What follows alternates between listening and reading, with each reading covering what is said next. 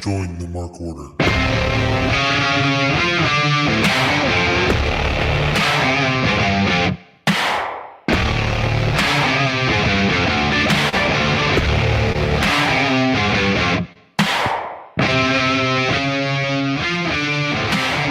It's Wednesday night, and you know what that means.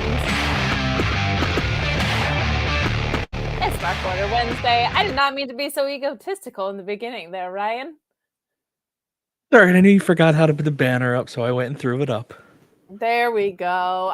It's fine. I like it when people see our faces. Yeah, they don't need to. It's a good thing. I appreciate it.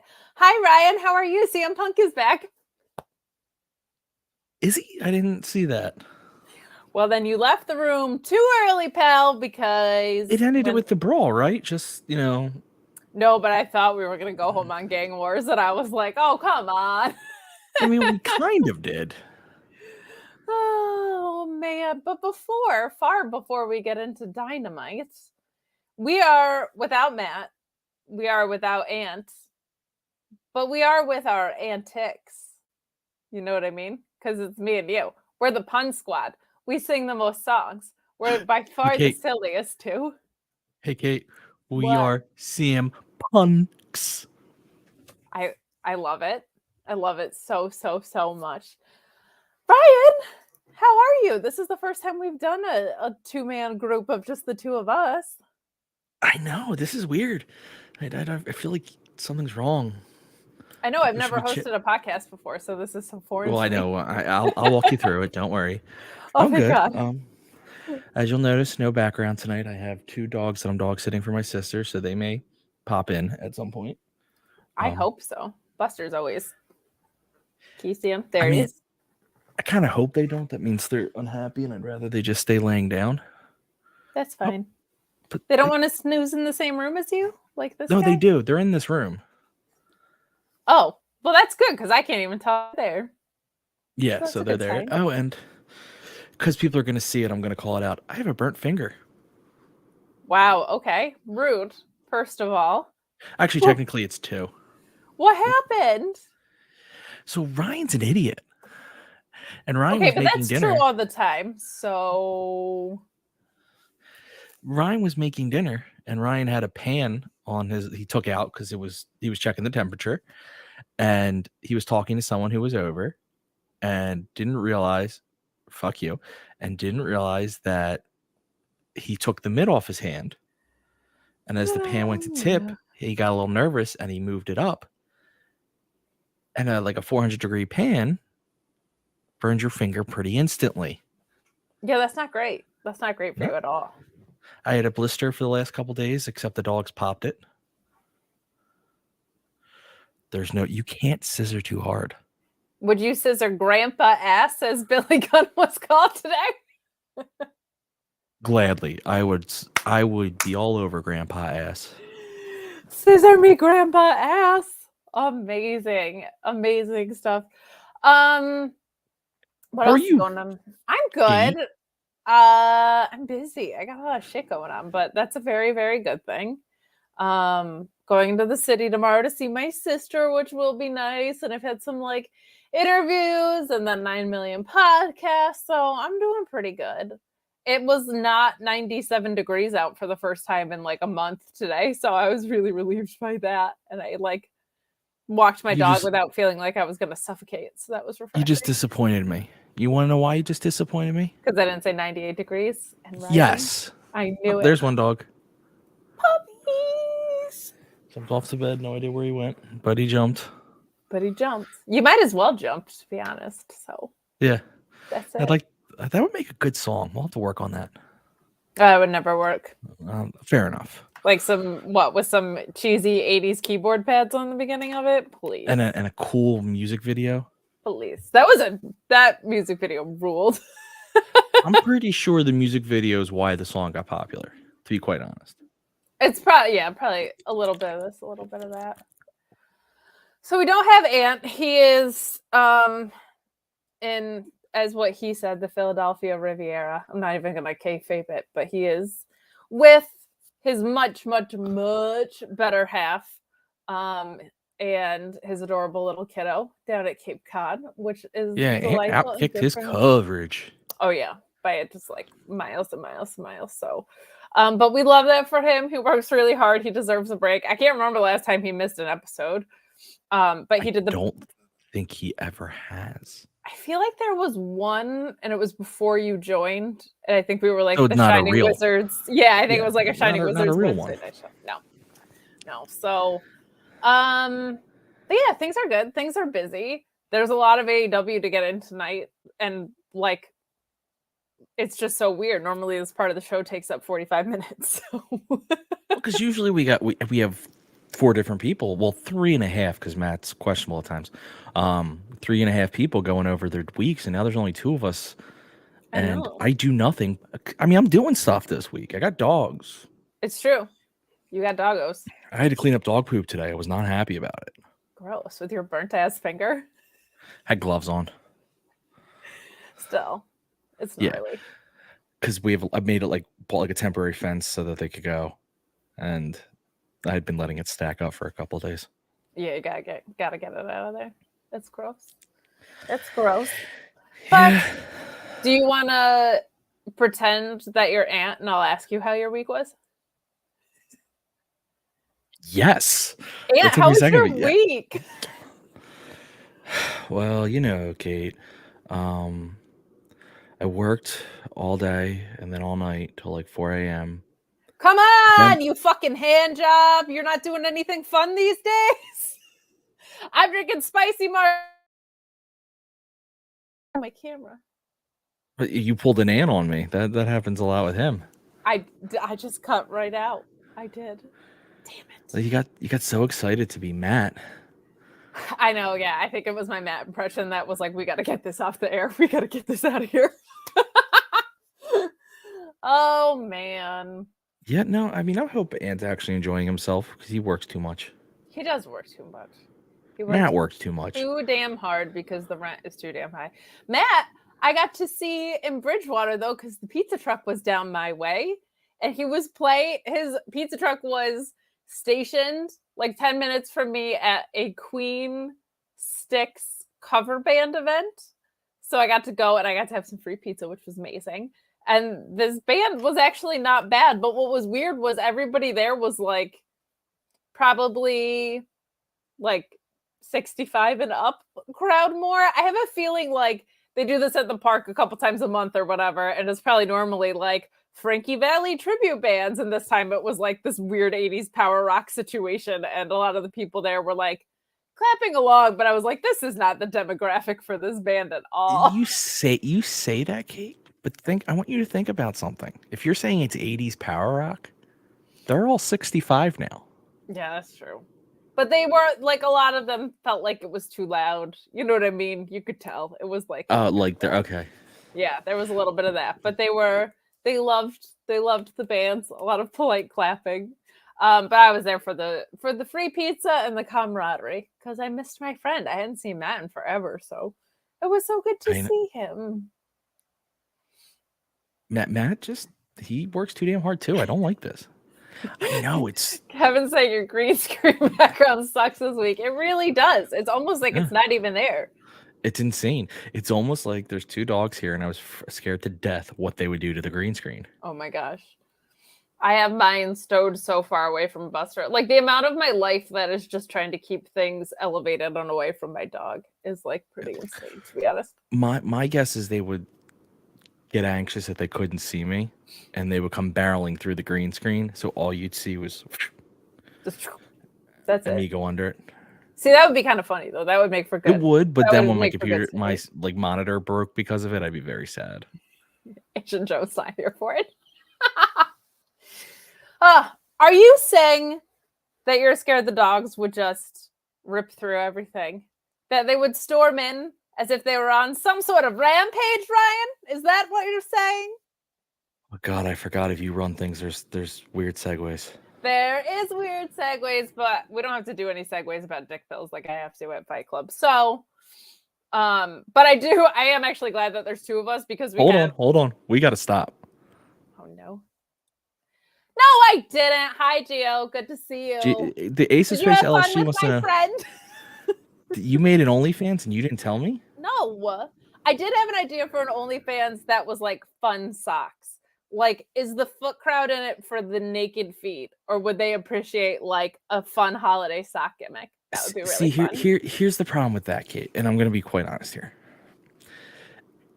And I don't care if you went full OnlyFans, like you do what you. But if you're trying to be not too heavy into the perverts, you would get messages every single day of like, yeah, but they have to pay to message you on OnlyFans. That's the whole fucking show toe. And then, oh wait, I'm starting to believe this is real. Apparently, you eat hot dogs on it. See, he just wants me to walk so that he can run with his fucking weird banana horizontal eating bullshit that he brings into the world. But you know what? Weird. You know what? The Ace of Space, you know what this guy fucking did yesterday? He took what could have been my ticket to a Mets game with Matt. I'm so sad. I got a text from Matt like early afternoon. He was like, hey, you have your goofy ass post show for NXT tomorrow or tonight, right? And I was like, yeah, it's kind of too late for me to bail on it. Like I have the post show. And I see a picture of Citi Field, beautiful Citi Field on my Twitter feed from LSG. And I was like, oh, did you find Matt? And then I get not a picture back, not a video back, a GIF of the two of them just all snuggled up next to each other, enjoying their hot dogs with probably condiments I would never even enjoy. Just rude. Just yeah, we know you don't like condoms. And on top of that, I had to watch NXT, which was fucking terrible yesterday. So, shame for me.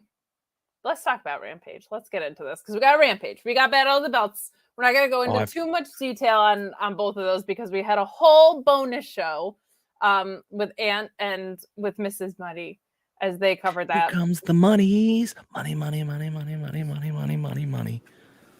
How long till Shane O'Mac shows up in AEW, bro? Now that Hunter's there, come on, that could get really fun, to be honest. The chaos of that would bring makes me want to on it. Right? I don't want him doing anything in the ring. I just want him to appear. Even a picture of him in the corner somewhere. See, here's the thing. People go fucking insane. I want him brought in as like a manager. No wrestling. No, he can't. I can't sit through another like you're 900 years old doing a coast to coast like. Yeah, that's what I'm saying. So he comes in as a manager because you need him on TV. Yeah. To seem like and fake like he's in a position of power. Or just like so that there's seeds of dissension. That could be really fun. Yeah.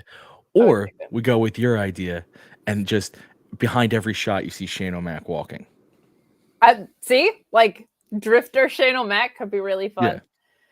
So not only do I not have an OnlyFans, Gio ruined my entire segue into Rampage, which was great. I still think you do, and you're just not telling us. Yesterday, you're showing off shoulders. Today, listen, if I had an OnlyFans, y'all would know about it because I would be after your money. I wouldn't be in it for like the art of tasteful photographs. I would be like, give me your damn money. I mean, that's what my OnlyFans is. Sometimes. Join LSG's banana eating sideways fucking weirdo eating OnlyFans. But now we talk about Rampage. This started off with Mox and Mance Warner, which everybody was really mad about for some reason in a non-title match, which I thought was awesome. I'm just going to recap the card real quick and then we can go into whatever you want to go into. But we also get Madison Rayne making her debut against Lila Gray. And we get Swerve in Our Glory versus Tony Nese, aka Mrs. Money's husband, and Josh Wood, who I was so excited to see in this. He's fantastic, and that I thought was absolutely a standout match. But I thought Mox and Mance was a lot of fun. I think people who are mad that like a non-AEW guy got a non-title match on Rampage, which like 12 people watch in real time, like they're not making a habit out of it. This was a one-off. Like it was like 12 minutes of your life. Calm the fuck down. And the match was great. It was violent. It was hard-hitting. It was fun. These two know each other from the indies, I'm sure. Like, I don't understand what people are looking for. And you, by the way, just had a whole pay-per-view with non-AEW talent that was taking up space on the AEW card for like 2 months building into this. So, what did you think of the match, and what do you think about the fake outrage? Can't we just have fun? Like, come on. You bring in a guy who's got a cool, like, good following on the indies. He's perfect opponent for Mox. And like the attitude and the way he talks, it's just perfect. I get it. Like, if this were a very regular thing, I mean, it might be. Christ, to spoil ahead, to bring in a Redbeard again, it might start being regular. Like, yeah, I would have an issue if you're going to consistently give TV spots to non-AEW people. An occasional one is a lot of fun. Yeah. And like, again, was it was Rampage and non-title. Like, are you forgetting that we got Ricky Starks through an open challenge? Are you forgetting that we got Eddie Kingston through an open challenge for the TNT title? They weren't on the AEW roster, and I know this roster is infinitely more stacked than it was, but like, come on. Like, I think people are just looking for shit to complain about. 100%. Because the match was good and fun and hard-hitting. I don't know how someone wrestles in cowboy boots. That's just disturbing to me. I mean, Adam Page does it. Yeah, I don't know how that. It's like when I see one of the women wrestlers run down the ramp in heels, and I'm just like, that is more impressive than we let on. Yeah, y'all and don't I think, even know. And I think wrestling in cowboy boots is more impressive than we actually acknowledge. Those are not made for that. That's fair. That's fair. I think there are some boots that could be fashioned to look that way, but I thought this match was a lot of fun. I don't know what didn't his have though, like the gap that cowboy boots have. I think so. They looked like that. I think the gap's what throws me off. Hangman's were definitely wrestling boots made to look like cowboy boots which is what they should be. Yeah, which is what they should be. But I thought it was a lot of fun. It was violent. It was like, I think what AEW Rampage does really well is they're going to start you off with something that's just like a blast to watch pretty much all the time. Like, it's going to be fast paced, probably. It's going to be hard hitting. It's going to have a ton of energy behind it. Like, the openers to Rampage are usually really, really fun. I think people are just looking for bullshit to be angry about. But we also had the ladies match, Madison Rayne making her debut versus Layla Gray. We get Stokely with a promo before this saying, from one beautiful person to another, which I loved. Both beautiful in their own ways. Stokely, of course, being extremely tall. Madison Rayne being quite beautiful. But this match was like fine. It was a good way to bring Madison Rayne into the company. I feel like Layla Gray can eat a pin because she's not like on this baddie track of headed toward a title or anything like that. She's interim, just like the championship, right? So her eating the pin for somebody's debut is perfectly fine, but it keeps Madison in a story that feels relevant, like is at the top of the women's division. Nothing in this match that stood out particularly great or awful. It was a little slow and like clumsy in spots, but like nothing too crazy. What do you think of this? I mean, you nailed it. It was a decent match. I crushed it. Don't worry, you're gonna screw some stuff up later. I'll make sure I catch it. Yeah, no, I will. it was a decent match, and like I said, it was a good way to introduce Madison Rayne. I don't predict she'll be a full-time wrestler. Like, I mean, because she's the coach, so I know they said from day one she'll still be in the ring, but I have a feeling they're front-loading her matches to get you used to her, so that when she does have matches at other times, it's not like, wait, who is this again? Right. Type situation. Like, you give her all her matches up front to establish who she is, and then she's gonna be really busy coaching hopefully really busy coaching the division. But it was fine, and Layla Gray's actually really doing well in this spot where she's an interim baddie who's clearly not going to be a baddie once Red Velvet returns. Yeah. So she's doing very good at that. I'm quite happy with the way that they've handled, because it's kind of been very funny, but also hasn't hurt Jade at all. Yeah, it's been I think a healthy thing for the women's division in AEW overall. And on top of that, like, my only complaint about it is it feels like we're just stretching out this story until All Out, but then learning what we learned later, unfortunately, which is that Chris Statlander is injured. That obviously affects the story that they were telling. So I think that's kind of why we had some stuff that didn't necessarily line up with the story that we'd been seeing. Such a bummer about Chris, but Athena's still looking good and strong, and we'll talk about her involvement in Dynamite later. But we closed Rampage with Swerve and Our Glory versus Nice and Josh Woods. this was just a blast. Like, for two guys that just got thrown together because they were like, you know what? You'd be a great tag team. Swerve and Keith Lee are both stars, but they're probably not going to be near the title pictures very soon just because it's very crowded over there.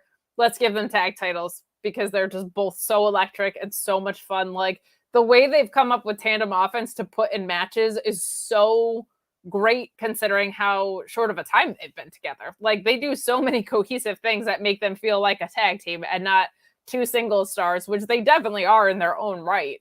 And Josh Woods is just fantastic, and ROH standout, of course. He had a great match with that fucking nerd who was in here before, LSG, in the pure division that I really, really liked.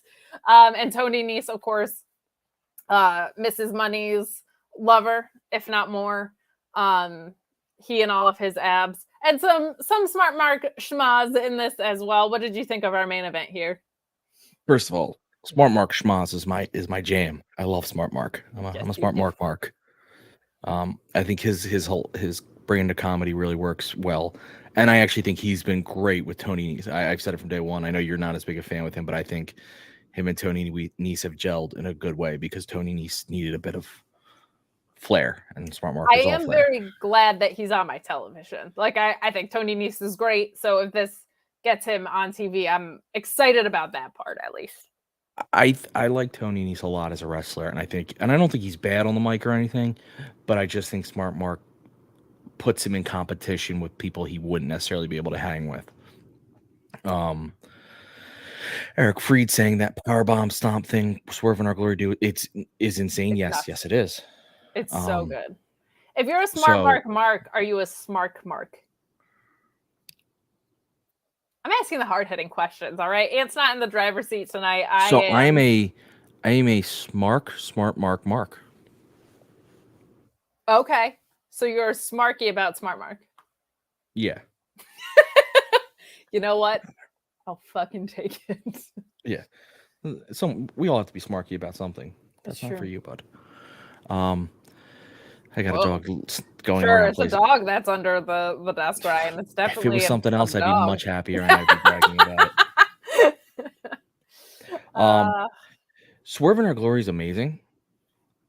They remind me of, I'm going to go back old school, Diesel and Shawn Michaels. Okay. You have a big guy and a small guy. The small guy really isn't that small. Like, Shawn Michaels gets considered to be a small guy, but if you actually look at him, he's not a small guy. No. He was just a small guy for WWE at the time. And compared to his tag partner there, most people are small. And that's the same thing with Swerve and Keith. Like, Swerve is not a small dude. No. He wrestles like one. He can do things like one, but he's not. So you have a small guy and a big guy. Both are clearly individual stars that just somehow work together. Yeah. And everyone's kind of waiting for the inevitable breakup, but not in a bad way. Agreed. Like, sometimes I feel like people are cheering for the breakup because they're getting sick of the tag team and they want one guy to go off on his own.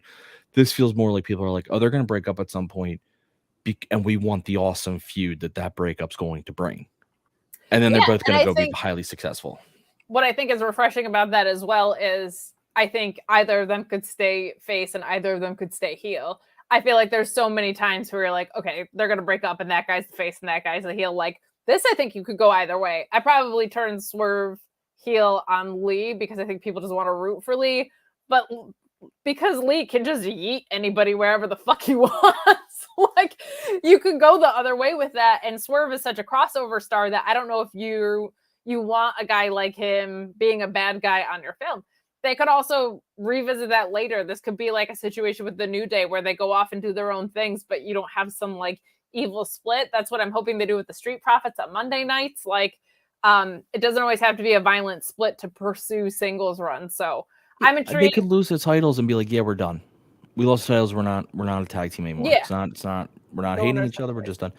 I do want to see them face each other though. So I'm with you on that. Like, that would be a blast. I want Swerve as the heel because Swerve, when he's like done something mischievous, has this smile, and it's like sadistic and evil, and he's so good. And I'm like, that's a character I really want to see. Like, Swerve a little, very mean. But the nice thing about AEW is their tag belts mean so much there that having, because a lot of times, and I try not to knock them, and I complimented them with referencing an old team of theirs.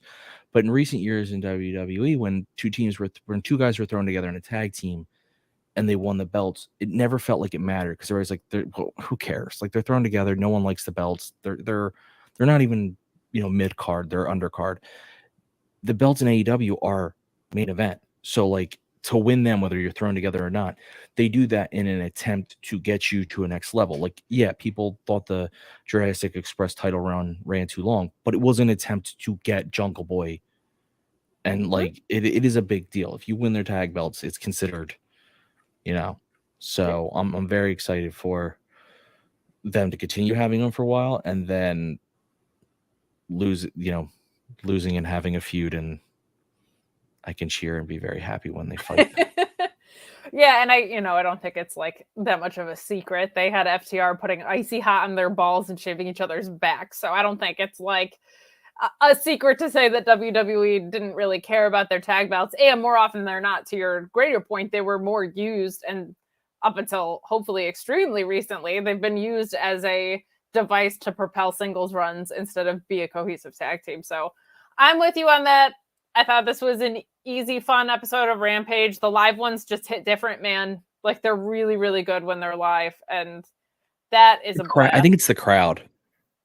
Yeah, oh, for sure. Like, they're just because they're not fatigued by having already seen 4.5 hours, 5 hours of wrestling already. You and I have sat through multiple, a Dynamite into a Rampage. Well, I only done the one, but a Dynamite into a Rampage. No, because you did Arthur Ashe, which was a 2-hour Rampage on the back of Dynamite. Yeah, Don't that's forget. true. That was no matter how much you love what's going on in front of you, there's just an energy thing, especially because wrestling, unlike other sports, like, I'm thinking to myself, well, 3 hours, 4 hours isn't that bad. You watch a hockey game that can go that long sometimes. 4, not really, but 3 hours, yes. But they all have breaks. Yeah. Built in, natural downs and ups. Yeah. This is like designed not to do that to you. So it's a very different thing. So yeah, I think it's the crowd when they go live. The crowd's way more into it, and like, we're here to party. Agreed. And I think there's just a little bit more effort because they were kind of leading into something the very next day in Battle of the Belts, which was fine. It was good. Claudio versus... Somebody didn't like it. No, you know what it was? It's just, I've come to accept that Battle of the Belts, like, for a special where every belt is on the line, it's so rare that any of them are going to change, right? Because it's a 1 hour Saturday non-pay-per-view thing. So it was just extremely predictable, but which made, and you knew that going into it. So pretty much everything felt somewhat inconsequential. However, Claudio versus Takeshita was incredible. Wardlow versus Lethal, which is what we opened with, was perfectly serviceable. And Thunder Rosa and Hayter took a minute to get going for me. I know everybody online like loved it. I thought it took a minute to get going, and then like once it got going was pretty good, but they beat the ever living shit out of each other. So I'm never legitimately. I'm not gonna be a hater about that, but we did open with this is cooperative because we're both pun fans, but Wardlow and Lethal opening up. This was I thought the story was really good. I felt like the whole story here was, Jay Lethal throwing every crafty veteran move that he could at Wardlow, but Wardlow was just too damn strong and powerful for him to overcome. A perfect story to tell between the two of them, but it seemed like the whole point of this was to get to Satnam Singh and Wardlow and set that up, which is going to be Wardlow, powerbomb Satnam Singh, and that's going to be the end of that. So, couple things here. When you have a guy go against Wardlow, especially like a guy who's considered a veteran, you have to make him seem lethal. You have to make him seem like that he can do damage, because it's kind of the whole, like what they did with Orange Cassidy. The way they've built Wardlow is every opponent he goes against has to have a strategy that seems like it could work. Otherwise, the match is not going to be fun. And I like that Lethal came out with a story and it looked like he had a strategy to beat Wardlow. Didn't work, but it looked like he at least had one. Yeah, I'm curious what they're going to do with Satnam Singh with this, because all anybody wants is just the Powerbomb Symphony with Satnam Singh. And that means he's going to get beat quickly, get beat badly, and he's going to look weak. However, he is also still going to be a monster of a man, and he's still young. So you can come back from that. So I'm just very curious, like... I also don't think it's going to be... I don't think it'll be a symphony. I think it'll be one powerbomb. I think the story of that is going to be Wardlow not being able to get him up for it, which will make him look really strong in the process. And then on top of that, I think you might see Satnam Singh powerbomb Wardlow, which is something we like never really see, right? So I think there's fun things you can do, because I think a guy as green as he is, like, a powerbomb's a pretty safe thing for a guy like that to do. You know what I mean? Like, you're not going to screw up a powerbomb through a table or something. Like, I don't know. I've seen some screwed up powerbombs before. It's true, but like, he's probably working on like 4 moves right now, and a powerbomb's probably one of them. I'm less worried about him giving the powerbomb than I am him taking it, because I'm not a wrestler. I only know what I know from having read things and knowing physics. Sure. And the guy getting powerbombed has to give a lot in that initial lift up. Otherwise, you're just going to destroy. Like, I know Wardlow's strong, but the motion of a powerbomb is not a good natural lifting motion. So if the guy's not helping you out, you're going to wreck your back over the course of like a day.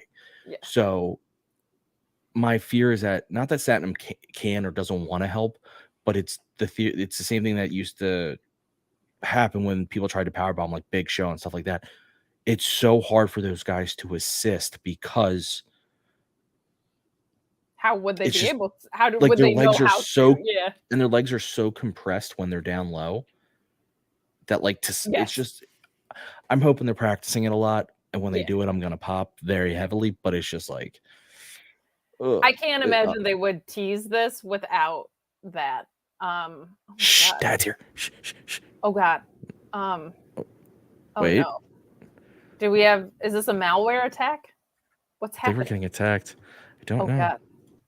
Oh God. Well, we'll just get. Oh my God! It's vacay money. What is it?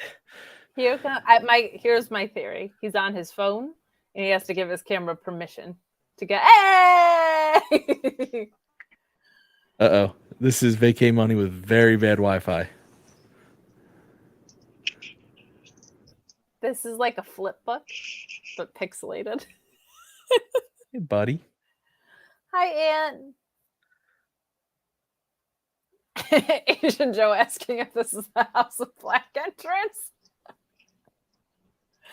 That's much better. There you go. What happened? There's my dude. I got a phone call from the neighbors saying they heard loud music and saw a lot of people at the house that weren't supposed to be there. Are we having a party? No. We ate all of that pizza ourselves. What are you talking about? Okay. Well, I'm just saying, I got a call. No, and the Ring doorbell was damaged on its own. I don't know what happened. I think there was an accident or something. The lamp was broke by accident. We had an earthquake centralized to just the house. Okay. We by the lake. You know how we're by the lake? This was like we had a quake. Yeah, by the lake. Okay. So, well, I was just reminding you that when I get home, my boss is coming over for dinner, so the house has to be in perfect working condition. Mr. Robertson's coming over for dinner? Yeah. And Mr. Johnson, the VP. Mr. Johnson, but he's so mean to you at work. We hear about it all the time. Well, Richard Johnson's coming over? Mr. Johnson and my job is on the line. Okay, so just make sure. Whoa, the storming here is crazy. Just make sure everything's in working order when I get home. Okay. Yeah, no, of course. Why wouldn't it be? We're just sitting here playing Scrabble and shaking hands and then going to bed. Well, I'm just telling you what I got a phone call from our neighbor, Mrs. Akmanik, and she said she heard a lot of noise. She hates us. She gives us nickels for Halloween. Nickels? You got nickels? I got pennies. I was going to say, Kate. I mean, she doesn't hate us that much. But Wow. We listen. We always clean the house thoroughly and wash the sheets when you go away, don't we? Always. Yeah, always. Well, keep it down to a dull roar, okay? We'll do our best, Dad. We'll try, Dad. Miss you guys. Love you. Miss you too. Have fun vacating, money. Please don't have a party. We won't. We never would do that. We didn't call anybody to come over. You specifically said not to. We would never. You're away. I'm just telling you this. I'll never go away again if I can't trust you to follow the rules. Know your rules. You better learn the rules. If you don't, you'll get eaten in your sleep. See, Dad, we listen to your songs and your parables. I know. All right, guys. Have fun. Just want to say hi. Good to see you. Enjoy vacation. See you Sunday. Sounds good. Christian looked good tonight. So just let your Christian wife know. looks good. All right. I'll tell Mrs. Money. Please do. All right. Bye. Bye, Dad. And Hey. bye. See ya. The lightning in the background was kind of scary. Crap. What are we gonna do? There's condoms everywhere. There's condoms everywhere, I tell you. Oh man. Hey, speaking of condoms, a lot of men would like to be using them around that Jamie Hayter, am I right? No, they wouldn't. That's a fair point. Well, I mean, you don't want to derail her career by knocking her up, and it's like, oh, They don't care. They they should. A little respect. Our rights are getting taken away by the day, man. Depends on what state they're recording Battle of the Belts in. But we just lost our right to party, and we were trying to fight for it. we really were, but you can't be cool, man. Come on. But we got a match between Thunder Rosa and Jamie Hayter. Of course, there's shenanigans with Britt Baker and Rebel Reba on the outside, and Toni Storm countering them with a really cool swinging DDT in this match, by the way, which I thought was really fun. Like I said, this match started slow for me, but when it clicked in, it had some nice momentum to it. Jamie looked good. Thunder Rosa, I think, is best when she has someone that she can just lay her shit in with, and I think Jamie Hayter is that person. These two beat the actual living shit out of each other. So that is always fun. I will never shit on that too much, but yeah, I know the segue was a little creepy, but I'm trying to move it along here, Rob. Thank God you made it and not me. I would never live it down. No. I get away with Dog look. with arguably too much, which was obvious yesterday as I raked super chats in based on my shoulders. But I'm gonna say I still have issues that it only took shoulders. Yeah, no, I got my full balls out on half the stream. Oh. You know Dad's watching. Stop. No, he's not. That's the key. What did you think of this match? Jesus Christ, they wanted to kill each other. Yeah, no, they beat the hell out of each other. They both work stiff, so it does work really well. I didn't feel like it started slow, but I could see how you'd say that because I think the story was like feeling each other out, seeing how it went.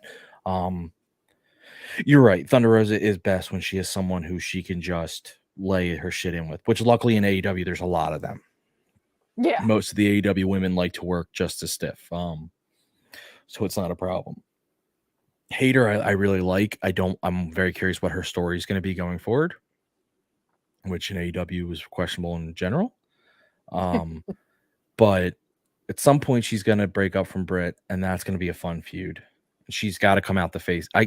Though realistically, Britt's so liked, Britt could come as the face in that one. That's going to be interesting. I'm leaning into. Like, I feel like Jamie, because she is so strong and she is so hard hitting, like her as kind of like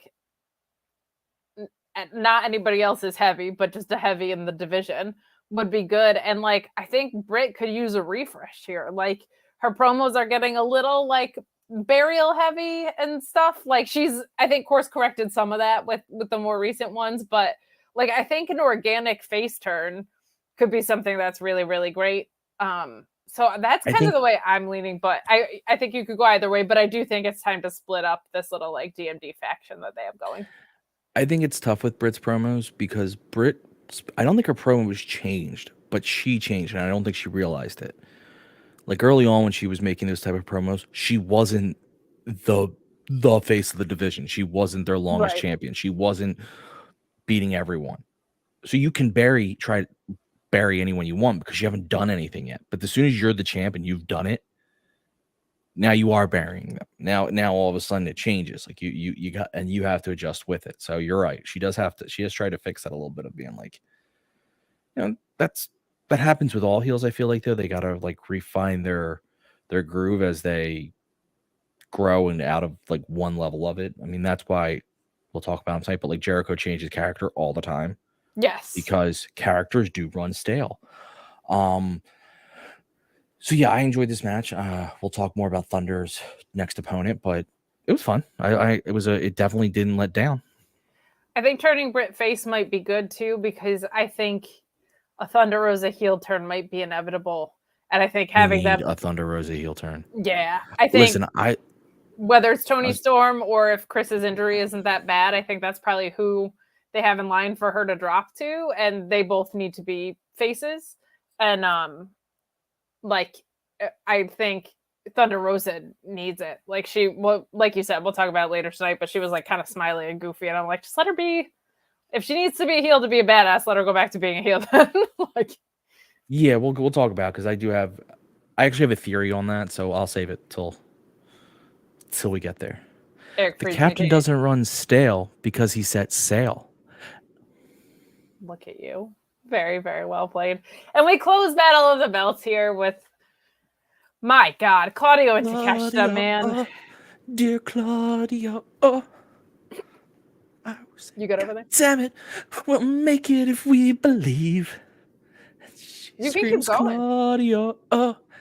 Dear Claudio. We're not gonna tell Dad about karaoke. He doesn't like that very much. Coheed Cambria, nothing wrong with it. I know, I'm impressed actually. This match was just bananas. Like this main event was. This match was bananas. BANANANANAS. See, here at the party of our own, that is a song that we would play. But it was just incredible. Like, I'm not going to run through the spots because the whole match was spots you should see. Like, the sequences were insane. Everyone is now fully aware of how special Takeshita is, which was the purpose of his run. I think he's going back to DDT and Japan in general to finish out either his contract that he has there or the run that he has scheduled in Japan as far as dates goes. I'm absolutely dying at Asian Joe singing Sideways Bananas. I swear to God, I'm not kidding. LSG, so mean to me about the way I eat hot dogs. He eats them like corn on the cob. That's how you ate a hot dog. No, I had a very specific reason why I was marginally more in on that, and it had to do with the way the condiments were laid out. A banana that you like crack and peel to eat, that's so much weirder than me, who was taking it from the middle a little bit. Because I just one shot them both. Yeah, no, well, we all know about your lack of. I don't even chew, just straight down. It's very odd. But this main event absolutely ruled. Takeshita is so special. And Claudio, we all knew this was what he was capable of, right? This is what we knew was being held back in WWE. He looks so comfortable in AEW. They were on the same page this whole match. They are like kind of equal in size, which I think was really refreshing. And you forget, like, especially for a Japanese man, like that Takeshi's like a pretty big dude. So it's really fun to see them in the ring together. This was just like great pro wrestling. This felt like an ROH match. Like this felt exactly like the title that it was representing. And I thought this was an absolute blast. It had a ton of time too, which I really liked. Like this took up, I think, if not half the show, like a good 20 to 25 minutes of it. But I can't say enough about the main event. Like I can't talk about the sequences because the whole thing was amazing sequences. I think Takeshita has one of the best German suplexes in the game right now. His Hurricane Rana as a counter is fucking ridiculous. And Claudio is he's Claudio. He's incredible. Like, those uppercuts always look nasty. There was some incredible, just like hard-hitting forearms in this. What did you think of this main event? It sucked. Yeah, it was pretty bad. I just wish they knew how to wrestle. That's what it is. Green. They're very green. They're very too. green. Neither of them could do anything clever. There was no story. They had no momentum. It was just terrible. No, come on. I mean, this fucking ruled. I would watch this over and over again. This is why Battle of the Belts is okay that it's predictable. It's like you could be as predictable as you want if you're giving these fucking matches. Yeah. That closer, which is funny because it's the ROH title, right? So it's not even like AEW's proper, like a proper AEW title, but this was just incredible. This was awesome. And of course, if you want a more in-depth review of Battle of the Belts, brought to you by the Mark Order family, Aunt and the lovely Mrs. Money, who did some FMK, I believe. I haven't gotten a chance to listen to it, but they ran through some really important stuff like FMK and a more thorough version of a review. You can give our bonus episode a listen, which is posted everywhere that you can listen to podcasts and also on our YouTube. So check those out. But bonus. My question is, though, house. We kind of referenced it. So Takeshita is going back to DDT, and you said you think he's running out his contract there. I don't know if it's his contract or I know he has a limited amount of dates that he's already booked for in Japan that he is contractually obligated to go fill for the fall. Okay, so this week on the Twitski, it wasn't a negative thing. It was actually a very positive thing. It wasn't said negatively. I think it was Meltzer saying that WWE is looking for a Japanese wrestler, and they have to be looking at Takeshita, and they could almost luck into him. My question is, there's just no fucking way Tony Khan lets Takeshita go, right? Like, he's got to have him somewhat locked already. The amount of matches he's had in AEW. My guess is that he's on some sort of handshake agreement already, especially with ROH being right there. Like, he would be such a great fit for everything that brand could be. Maybe not, because you want him to... He's still a rising star. It just feels like he's a made star because he has had such a successful run over here. But that would be my guess. I think we all know that dotted lines aren't signed until they're signed. So. Well, my question is, like, though, do I wonder if he has a dotted line sign, though, in some respects? I guess it depends on his Japanese contract, because they used him so much, it feels weird that it would be a handshake only. I mean, Diamante's not signed, which has been being used there for 3 years, I think. They use Willow all the time. But I think they're signed to some degree, just not to the... Like, they have, like, per appearance, they have, like... But I think, whatever. I just can't see Tony Khan not, like, wanting to sign him. Like... Well, he better now. He better now, which I actually think is good.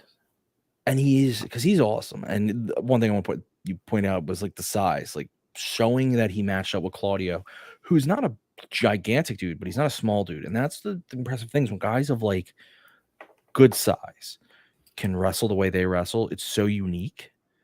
And I think that's what sets Takeshita apart from a lot of guys, because I feel like pretty much everywhere but WWE, so New Japan, Mexico, like AAA, whatever, even the indies here, everything gets associated with smaller guys. Like, every guy you see come over from New Japan is generally, like, Jay White's jacked as shit, but he's not a big guy.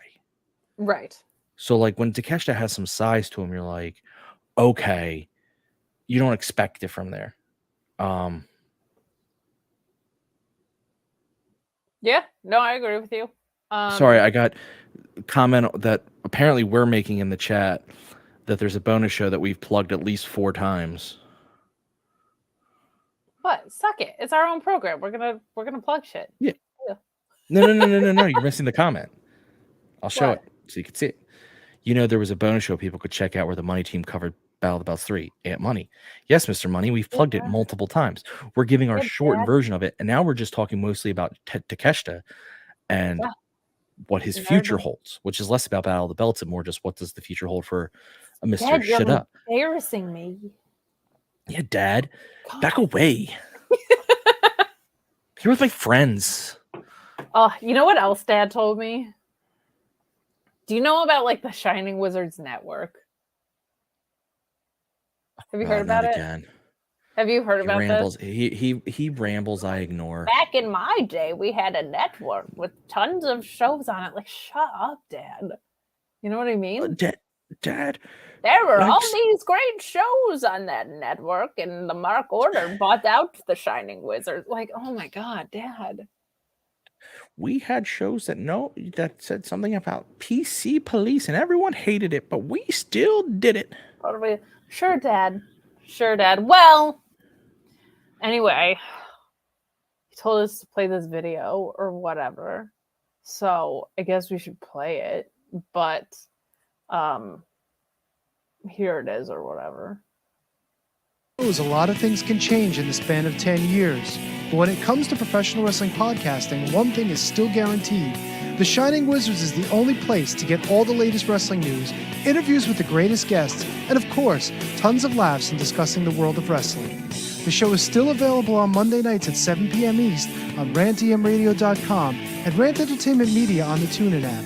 And it's still available on all podcasting platforms. To check us out, head over to shiningwizards.com, where it's still wrestling talk and talk about wrestling. Because of the obvious threat to untold numbers of citizens, and because of the crisis which is even now developing, this radio station will remain on the air day and night. This station and hundreds of other radio and TV stations throughout this part of the country are pooling their resources through an emergency network hookup to keep you informed of all developments.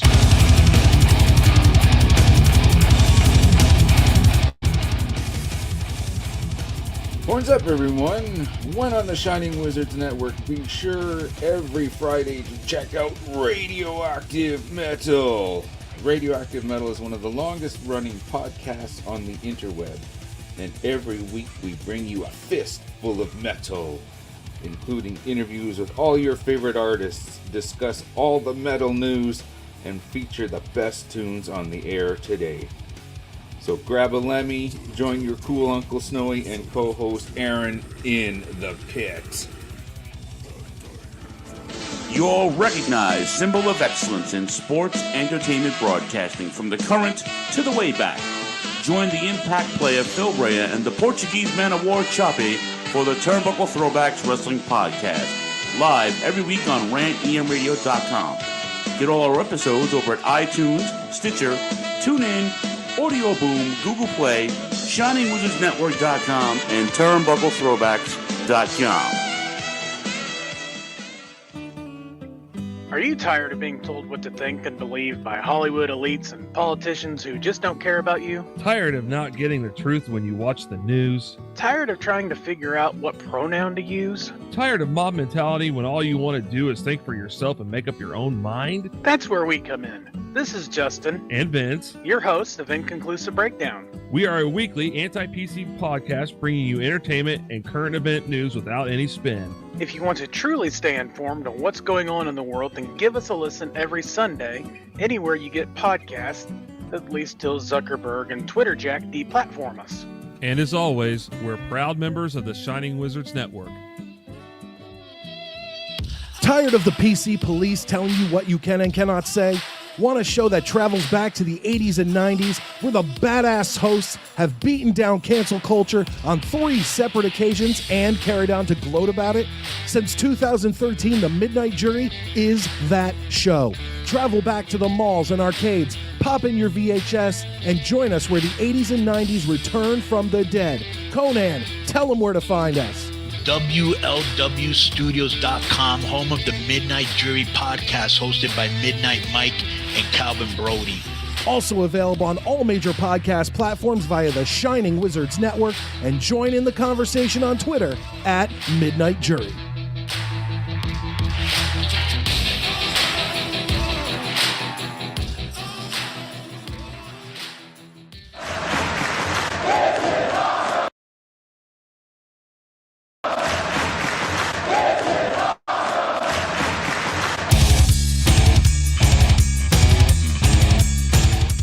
What's up, wrestling fans? You want something awesome? Check out Wrestling Night in Canada here on the Shining Wizards Network. We're 3 Canadian metalheads uniting for the love of pro wrestling. Every episode we go over all the latest news and special events with the odd unique interview as well. So grab a cold one and check out Wrestling Night in Canada, eh? Hey, guess what? There we are. Got us. Did you know? Even though dads are like so lame and parents just don't understand, did you know that he got Mark Order stickers? He does one cool thing and makes these cool stickers, and it's all we hear about. I know. You don't even have to pay shipping. You can just go to the link tree in our social media bios and request them. We've got a few different versions. Like, Dad, we get it. Dad, we know. God. But if you don't know by chance, we do have free stickers available for you. You can go to the link tree in our social media bios, and Ann does take care of them. My God, they're beautiful. Look at that. I only have Gen 1. He only has the OG version, but we do have multiple generations of stickers. I hear we have Chase stickers. You want to keep your stickers in the box because they're more valuable. I don't really know. But took me a second to figure out where you were going with that one. What the fuck's a Chase sticker? But for real, if you would like some Mark Order stickers, it's a really fun way to support us. It really does a great job of shipping those out to you completely for free. You even get your nice. But you can pay me money if you want. Yeah, if you Venmo me or Shoot Name Kate on Cash App, and we'll send you feet pics as well. I just do I cook the books, you know what I mean? So, feel free. Feet pics of Ant. Yeah, Ant's feet pics. Are you kidding? Do you know how much those are worth? No. Millions. Fuck it. How do you think Millionaire Matt and Ant Money? How do you think they make their money? Feet pics. Again, I'm selling my butthole. What is going on here? Well, maybe that's the problem. People are more interested in the Tootsies, Ryan. Ryan, maybe you're just not like as highly ranked. God damn it.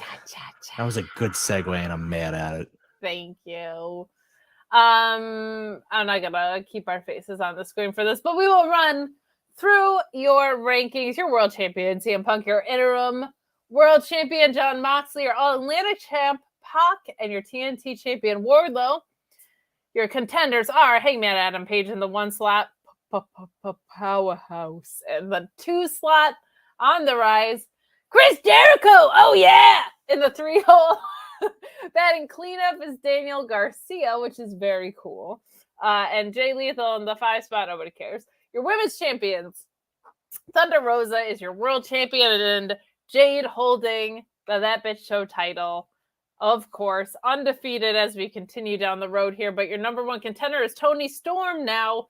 Found out that Chris Statlander is injured, so she is no longer ranked. Dr. Britt Baker, DMD. I still did the point, even though we're not on. Yeah, why did you do the fingers? No one could see you. Because you could, and I care about you, buddy. That's a lie. It's also just like you have to do it, whether people can see you or not. But the DMD ranked number 2, Athena number 3, Anna Jay number 4, and Nyla Rose forever in our top 5 of our hearts. Also in the top 5 of the rankings. Over to the tag division, your tag champs are Swerve and Our Glory. Your number 1 contenders still until the end of time, FTR. The Young Bucks coming in at number 2, 10 and Evil Uno in the 3 slot. The Acclaimed in the 4 slot, and Best Friends in the 5 slot, which I think is very fun. You guys are my best friends through thick and thin. We'll always be together, just 4 of a kind, laughing all day, having good times. Sorry. I'm impressed that you know that off the top of your head, actually. I love South. So, you know what tonight was, Ryan? Quake by the Lake. You beat me to it. So we are going to rate every match by how many Quakes it deserves. The Meltzer scale could never. We're going to rank via Quakes. Okay, but I don't know how Quakes get rated. What do you mean? It's the Richter scale. I don't know the Richter scale. This is completely scientifically factual. It's a scale of 1 to... It's like a 5-star rating system, but it's Quakes. So it's 1 to 5 Quakes? Yeah, of course. Okay, that's what I meant. I didn't know how many Quakes is a Quake. No. I mean, I completely made it up, so you can too. But We open with Darby Allin and Brody King. Waking in my boots here. As you should be. This might have been called Bleed in the Weeds because holy shit was Brody King painted up, bleeding like a stuck pig in this. This was absolute mayhem. Some of my favorite spots included Brody going through the table, Darby doing insane Darby shit, going into like cannonballs into the barricades. The Avalanche Code Red spot I thought was fucking awesome. We do get to see the return of Bud Matthews in this. Again, this is a coffin match, I should mention off the top as well. And a lot happens kind of in a short period of time. This was just like a train wreck from the beginning in a really fun way, but we get a Julia Hart distraction. We get the return of Bud Matthews. And before we can even attempt to put anybody in the coffin, we find out that someone's in the coffin already. And who is it, Ryan? Someone's in the kitchen. Dinah. Someone's in the kitchen. Stop! Who's in the coffin? Who's in the coffin for Darby? His name is Sting with a baseball bat. Just do the It's Sting thing. I don't do the It's Sting. That's a do you it thing. anyway. That's a match. It's Sting. See, it's not that hard. I like singing. You know I like singing. Yeah, and you love Sting. Scale. Sting is your dude. But but the Sting that sings. This is a phenomenal train wreck from beginning to end. I thought it was a really fun way to open the show. And eventually, cutting to the end here, we get a mimic of the spot that we saw with Brody and Darby that lands him in the coffin. Darby uses a chain to choke Brody King out on the side on the apron and just lets him drop the same way that he was dropped by Brody King, but he drops perfectly into the coffin. And my God, I wonder how many times they tested that spot after some of their other prop failures, namely exploding rings that never exploded. But this was really fun. This was a balls to the wall train wreck. I am kind of getting fatigued on. It's not like Darby wins all the time. He's 10-7 this year, so it's not the booking of that. But I am a little tired of the Darby booking of he is really always fighting from underneath. Like the thing that they corrected in Orange Cassidy, I feel like, and I didn't really have a problem with Orange Cassidy to begin with, but his matches always kind of being agented the same. I feel like that's been very different since he's returned from injury. That hasn't changed with Darby Allin. And like my favorite Darby Allin match that I can pull up off the top of my head was his one with MJF, where it was completely different than that. And I think that's why I loved that match so much, is we got to see Darby do like actual, like a lot of mat and chain wrestling in that. That wasn't just like train wreck Darby out of the gate.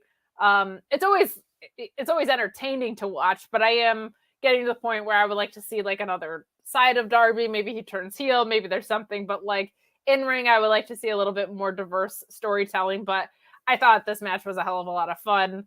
Brody looked like such a fucking rock star, but I was worried he was actually going to pass out with the amount of blood he was losing, because he lost a lot of blood and got stuck real early in this match.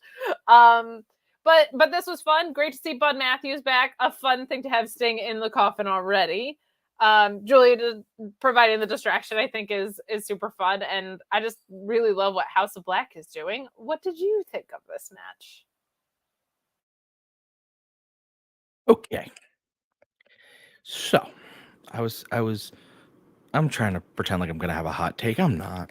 I enjoyed it. I mean, Brody King covered in blood is one of the scariest fucking things I've ever seen in my life. Like, because he's such a scary looking man that it's like, what the fuck is going on?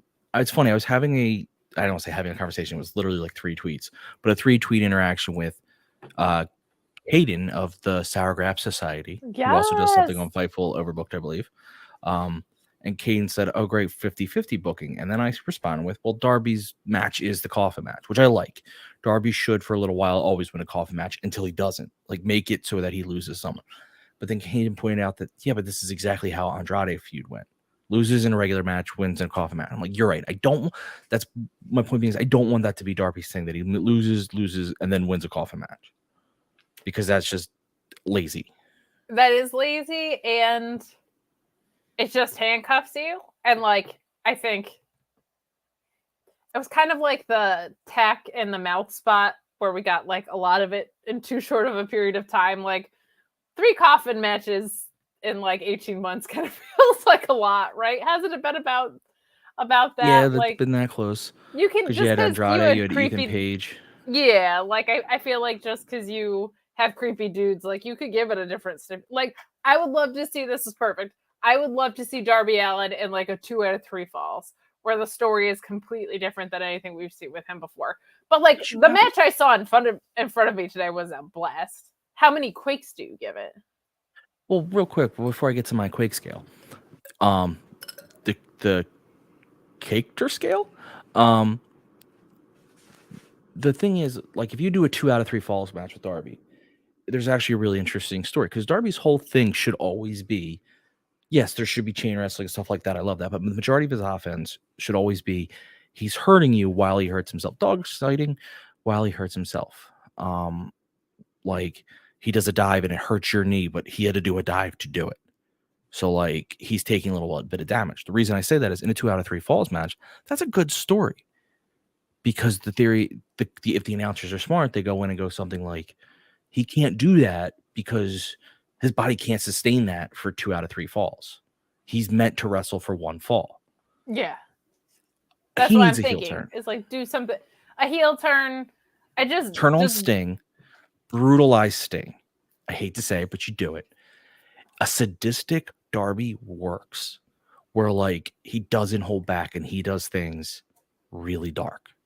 And it just needs to be a different challenge. Like, it needs to be something other than he's the skinny emo kid fighting from behind. Like, we have gotten a little fatigued on that. But I thought this match, from what I saw in front of me tonight, I thought it was great. I just feel like it's existing in the larger context of Bubble versus the whole actual universe. Like, taking the match in a bubble versus actually letting it live and breathe in the universe. Yeah, and before I give my Quake, what's the cake Quake? I think like a 4.67 repeating.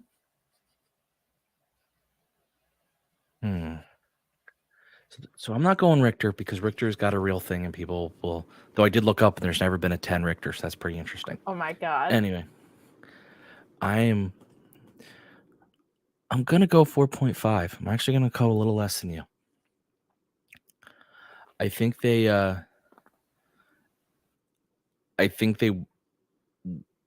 Sting spot was fun, but I think it got awkward at a point, and that slightly kicked it down for me. That's fair. Thank you for justifying your Quake rating. I will always justify my Quake rating. We appreciate that about you. We do. So we got integrity. We'll let it slide for tonight. I'll say you're this. You're definitely a man of integrity when it comes to your Quake ratings. Like that, I would never question. That's all I've ever specified. I don't claim to have integrity for anything else. Look, you look a lot like this guy named the Captain, and I question. I get that all the time. I get that all the time. I understand. Integrity. The Captain is wanted in 33 countries. I understand, but he's not me. There has been an Andy Richter. Wait. It's a very good point. What have I always called myself? What? The Andy Richter to your Conan. Oh, I leached onto you and just let you carry me into things. There it is. Perfection. Asian Joe, a man ahead of his time.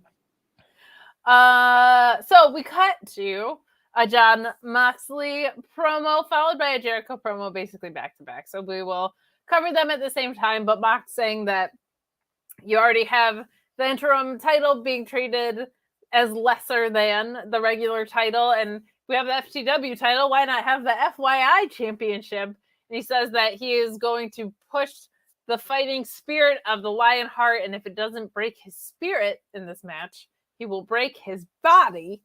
And Jericho responds essentially by saying that he was the first champion and he's here taking it all back. He says that teeth can be replaced and cuts can heal, but he's going to stretch the shit out of him, Ryan.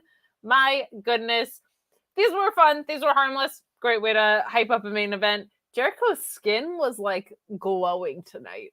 Like glowing. The lighting in general was very good, so maybe it was that, but I would like to cop his skincare routine if he would be willing to share it with us. But what did you think of these two little promos? The FYI line didn't really land with me. I was kind of like, where I think you were going somewhere with that, John, and didn't really follow up with it. I think he had an idea and then went backed out on it as he was saying it. But the rest of his promo was awesome. I can't speak to Jericho glowing. I'm not an expert in the glowing department. He was. But can't confirm. His promo was fun. I mean, these were perfectly acceptable. And I like what truthfully, Moxley's promo, the beginning of Moxley's promo had less to do about the Jericho match than it did what happened at the end of the episode. Yes. Yeah. And I think these were both like under a minute. They were quick, easy. They're promoting a match that's coming up later. Like the FYI thing was weird, but I was like, these were both like 50 seconds. It's fine. I thought he was going to say GFY just to spite Jericho, but he didn't. That's where I thought it was going to, like the GFYI or something. Yeah.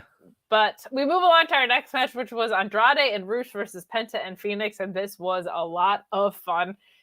Early on, we get Rush just absolutely decking Penta, which was really fun, and sending Phoenix absolutely flying into the turnbuckle. We get a dueling somersault spot from La Facción Ingobernables, which I'm sorry to my Spanish-speaking friends for that pronunciation, but Penta and Phoenix also respond with similar spot, the dual somersaults here. I never need to see a Canadian destroyer on the apron because it just makes me very shoot nervous. Always looks impressive. Happened to this match. Always scared. Always scared someone is absolutely going to break their neck. But the key piece of storytelling... It's the hardest part of the mat. I've been told. I've heard that before, believe it or not. Usually by Jericho yelling at me on Rampage, but... Hold on. I think actually Rob nailed it, and I actually feel stupid for not thinking about this. He took FYI as fuck your interim. And I actually think that's the truth. And damn it, Rob, you nailed it. Crushed it. So back to this match, we get, I think a really, really fun piece of storytelling here was Penta unmasking himself as he was tied to the ropes to come in and save his brother. This I adored, because how many times do we see people trying to rip off each other's masks? The story of a brother ripping off his own mask to save his brother is so like refreshing. It's probably been done in Mexican wrestling that I haven't seen before. I think it's been done in AEW, if you want my honest opinion. When? Didn't one of the two of them do it already? Ray might have done it. No, they did it to each other. Like Penta and Phoenix were in a match against each other where they tried to rip it off. But I think there was one where feel free to correct me in the chat if I'm wrong. Someone tell me if I'm wrong. I thought either Ray or Penta did this in early. Still a great spot, but I swore it happened. And it was cool with his mask being tied to the ropes. It wasn't just like tied. Double knotted. Yeah. It was really like a fun way to make that happen. And like the execution of the way he took off his mask and ran into the ring and covered himself was like very sincere and fun. But eventually Andrade just plants Phoenix for the win. We get to see them do the Tranquilo pose, which was really, really fun. This match was fantastic, as I would expect, but I'm just like, truly, Ryan, very happy to see Andrade on some sort of like consistent path here on AEW. So, couple things here. One, I wish Andrade and Rush came out in each other's masks. I just think it'd be really funny if they unmasked and it was the other one. I don't know why, just would make me giggle. And I want to giggle. That's fair. 2, this match was a banger. Yeah, this match rules. They gave them time so they didn't have to rush it. Also, it wasn't a banger, it was a Quaker. But continue. Well, no. It banged, which led to a quake. Like, it went boom, quake. No, I get what you're saying. It was a Quaker. It was so far beyond a banger, Quaker's in Pennsylvania, and it's a whole thing. Yeah, they're pacifists. It's really nice. I got family who are Quakers. That's a podcast episode for a different moment. Yeah. So anyway, it was awesome. I'm with you. I enjoy seeing Andrade especially, but Andrade and Rush on like a path. Now the thing about it is, what worries me is they are in the trios tournament next week, and they are facing the Young Bucks with whoever their partner is, whether it actually is going to be that's who they're going against, right? It's the Young Bucks. Let me pull that up. I don't want to say it. I think so. I'm pretty sure. Because that's to me a big deal, because I don't see them beating the Young Bucks and either Hangman in a surprise twist or Mr. Omega. I think it's gonna be Kenny. Kenny would be the one that makes sense and probably should be who it is, because there's still a huge story there to be told.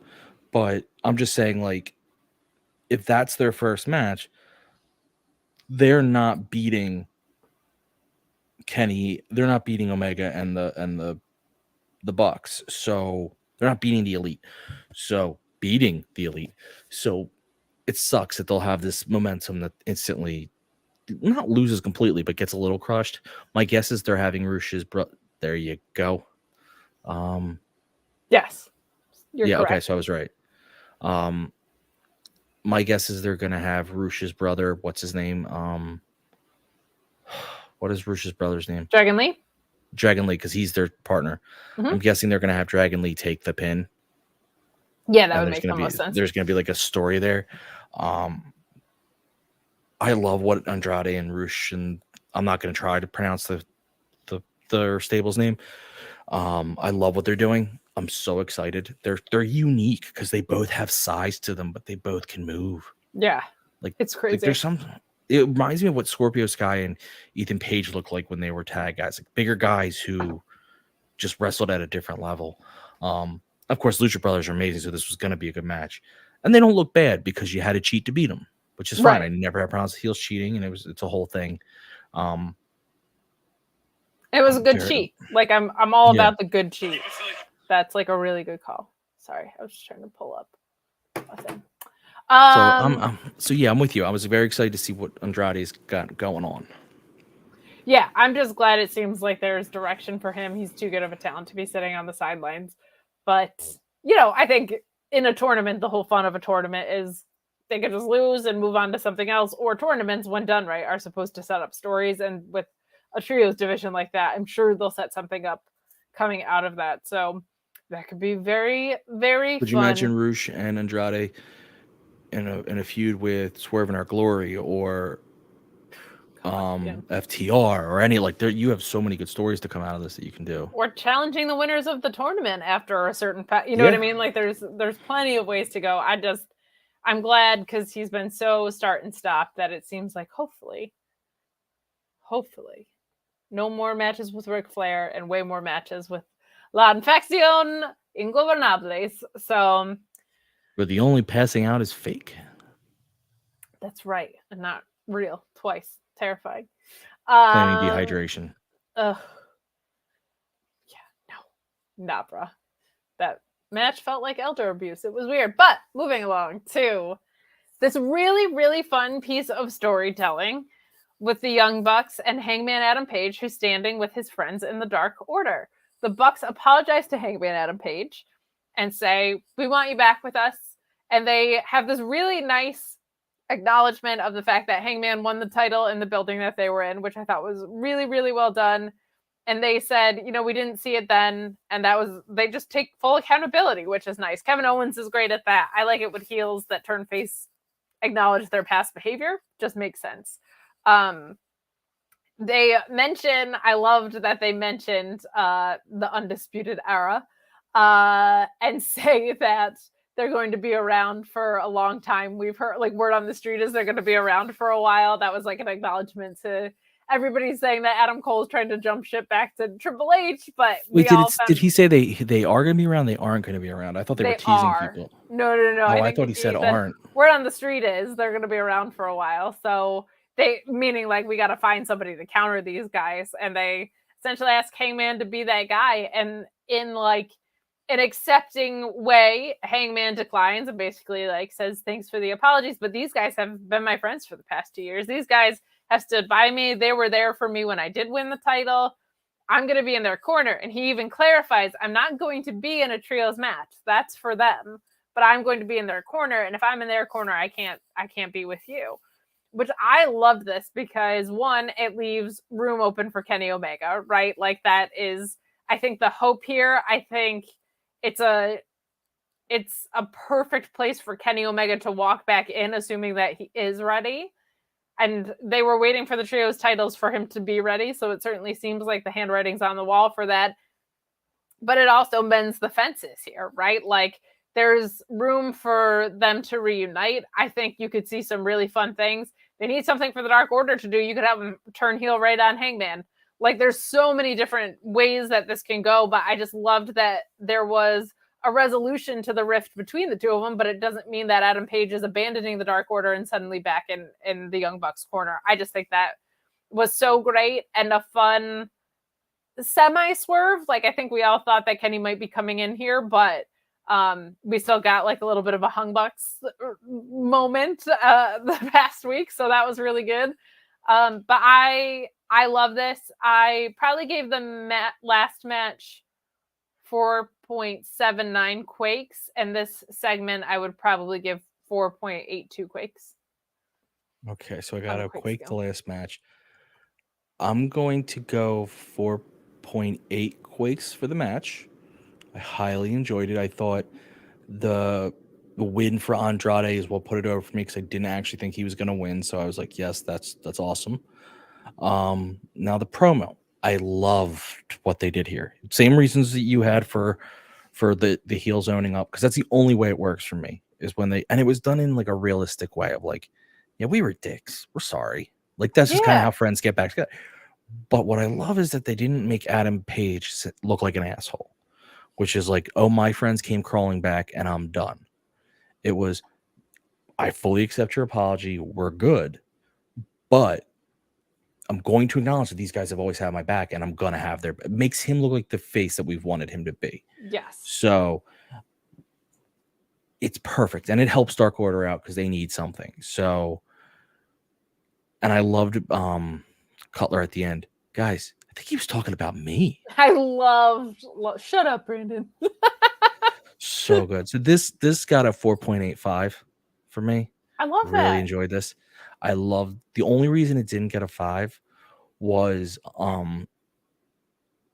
I felt like I wish I had heard one more joke from someone in the Dark Order. I'm not gonna lie. I expected they took it so serious after the beginning.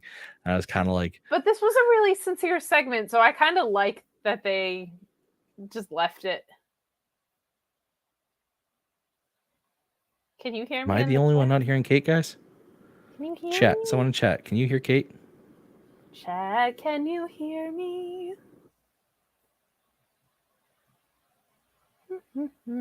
Kate, can you hear me?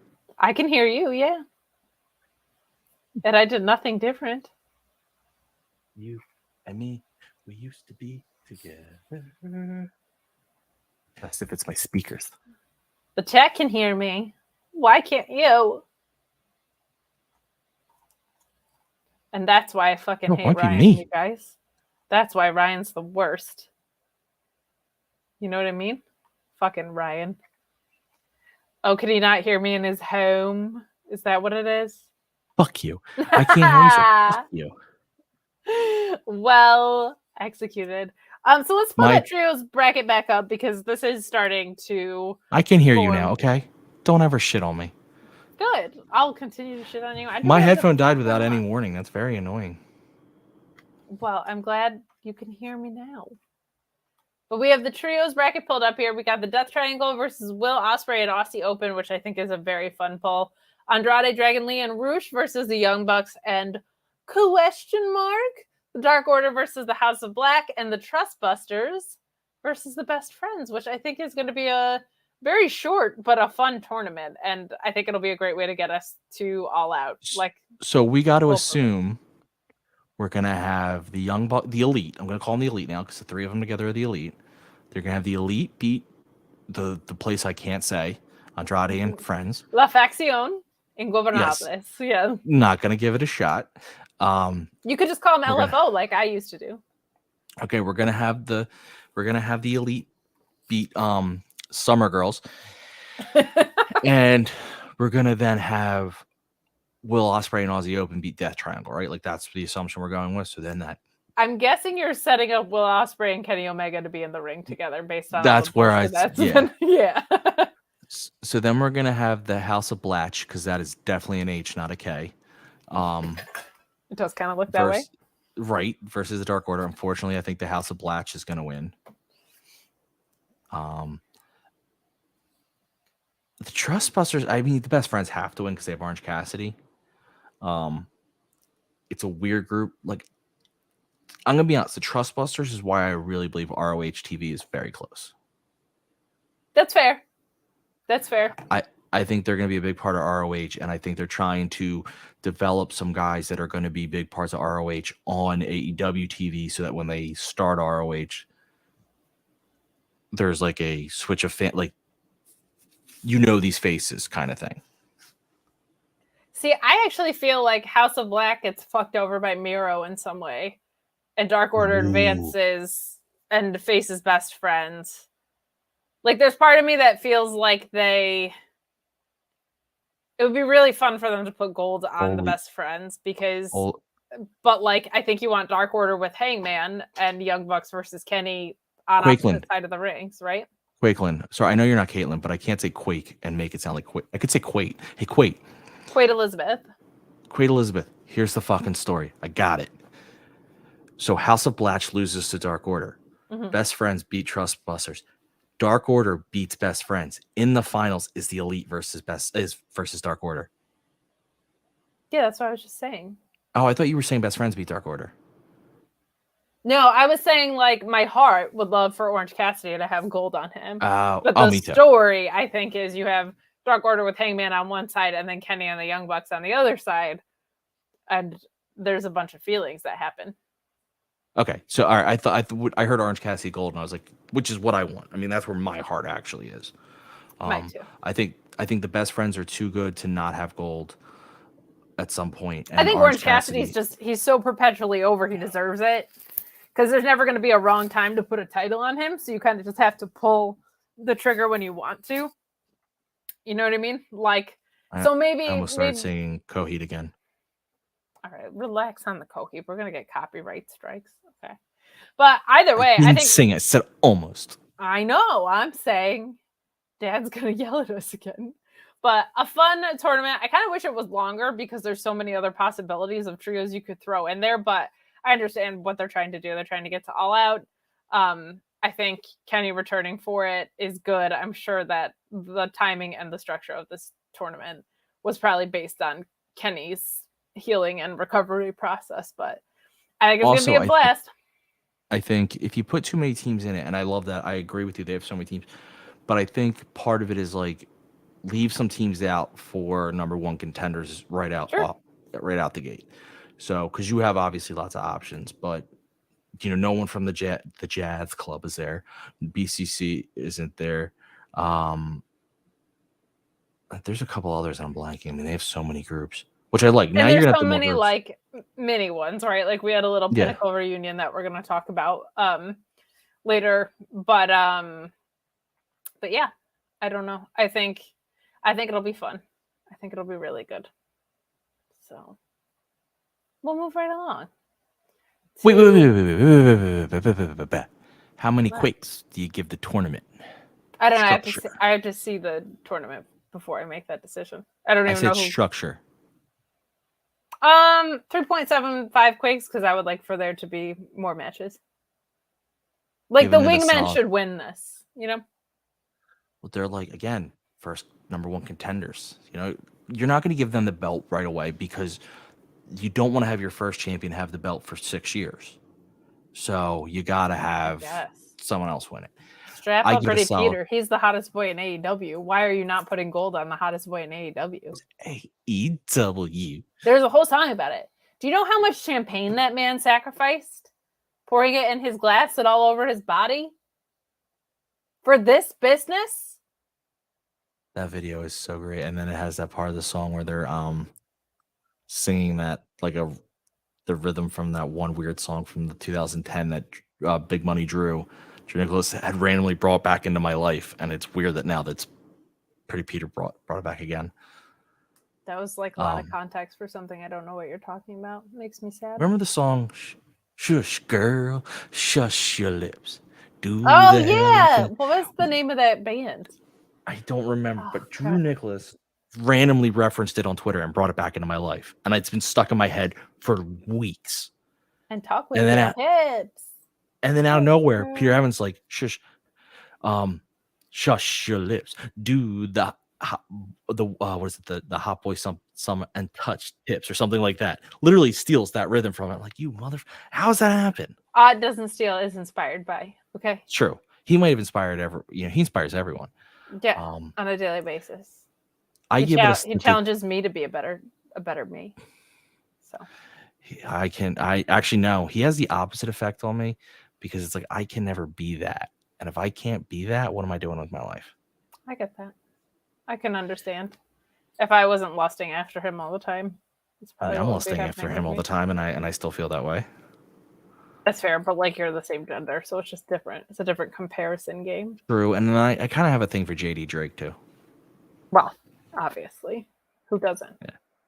Yeah. But moving on, we get Luchasaurus versus Anthony Henry in the squashiest squash that ever squashed. Why use Anthony Henry in this? I love Anthony Henry. That boy can work. Yeah, he got a payday. I'll take it. I'm happy he got a payday. I'm not complaining about that. I guess my complaint is that, like, that boy can work. Well, thank God it wasn't Mance Warner, or the whole internet would have fucking exploded for no fucking reason. But this was just a straight up squash. There was nothing really to talk about. Jungle Boy was on commentary for a minute. 303. Well played. And Zaddy Christian is backstage after this extremely short, quote unquote, match, saying that he was going to come out and bust Jungle Boy up, basically, or rip off his headset, and like essentially that the people of Minneapolis don't deserve to see him live, and Jungle Boy just goes backstage and beats that ass. So that's what this segment was, buddy. I don't give a fuck about Luchasaurus. I know you don't. Somewhere along the lines, you lost your sense of fun, and I don't know what happened. Because he has a ceiling and he's reached it, and I'm fucking bored. If he's not a heel, he shouldn't be coming out in the black mask. It's stupid. Black mask is so cool. I'm so bored. Batman wears black, and he's a hero. He doesn't do anything. He hasn't done anything different since, like, he did a shooting star press 18 months ago, and I've got nothing like new or fun from him at all in character. I've got nothing new or fun from him in the ring. It's not a lack of fun. It's a lack of what are you doing on my television that's different than what you've already done before? They should have just turned him heel. It felt like when we started this, you were like me, just looking for fun in all the right places. And now... Yeah, but the same thing every week isn't fun, no matter what that is. I'm sorry, a wrestling dinosaur is always fun. No, it's not. It's not. The shtick is literally millions of years old. So, do something different. You just want it to go extinct, and that hurts my feelings. Evolve. You're a fossil in this business. Like do you have any thoughts on this whole thing and take it? Do you have any thoughts on the backstage nonsense we got after this? How dare you try to talk over me? I just don't care about this. Jungle Boy is so great, and I think about like his match with Kenny Omega, and I'm just like, we got to move this Christian shit along. Because actually, though, I like the Christian shit. Take Luchasaurus out of it. The Christian Jungle Boy shit is that's been good. I think, you know what? As you say that, I think that's part of my problem with Luchasaurus. I feel like the story between Christian and Jungle Boy is good, and that Luchasaurus is like an unnecessary accessory, even though he was part of the story. Like, it's not building any heat for me. Like, yeah, I won't. All jokes aside about you not loving fun anymore, he isn't part of this story. Yeah, and that's he's like not the needed bigger to issue. Be part of this story. The only thing I will say is he is the way he's working, at least right now, is they're using him basically as a set piece. Put him in the ring so Jungle Boy's on commentary. So we have the cool visual for Jungle Boy running from commentary through the back and attacking Christian, which I thought was cool because you don't see that a lot. No, and they're trying to give Jungle Boy something other than what he's been too. Like, I appreciate that they're trying to build out layers within Jungle Boy. You know what I mean? Yeah, and now they're going to like suspend Luchasaurus or something for touching an official. So they know the same thing, that this is a story between Jungle Boy and Christian. They're using Luchasaurus as like I said, he's a set piece. Why is Jungle Boy on commentary? Because Luchasaurus is out.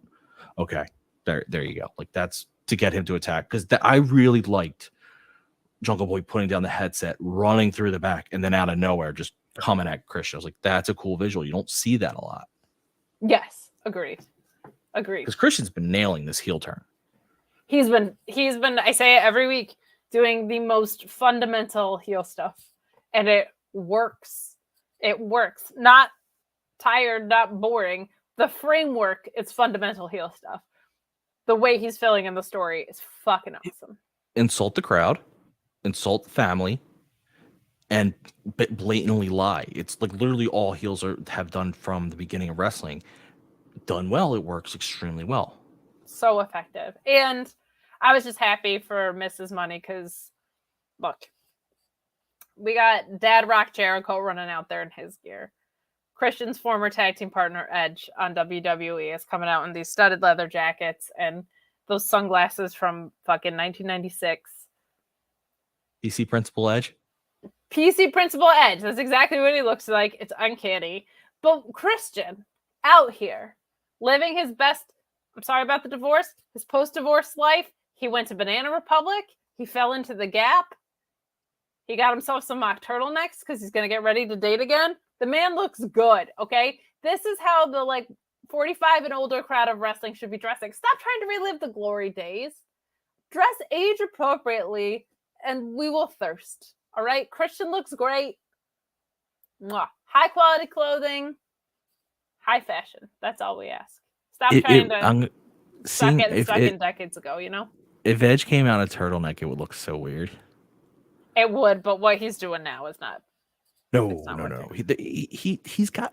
I've seen him in interviews and stuff. Just wear your style. Yeah, just wear a t-shirt and jeans, bro. It would be totally awesome if he did that. So we move on to a fun. I loved this promo with Miro. Always good to see him in these because I feel like they're so highly produced and the storytelling is so great. But he has this interaction with Julia Hart, and she says, accept this gift from the House of Black. And he says, only one woman can touch him, and it ain't her, which I love that. I don't know if that means Londa's on the way or if he just referenced it because he's always talking about his hot, flexible wife. But very, very fun. And he says the path to his Redeemer is basically through the House of Black, and he will accept the gift to turn it around on them, essentially.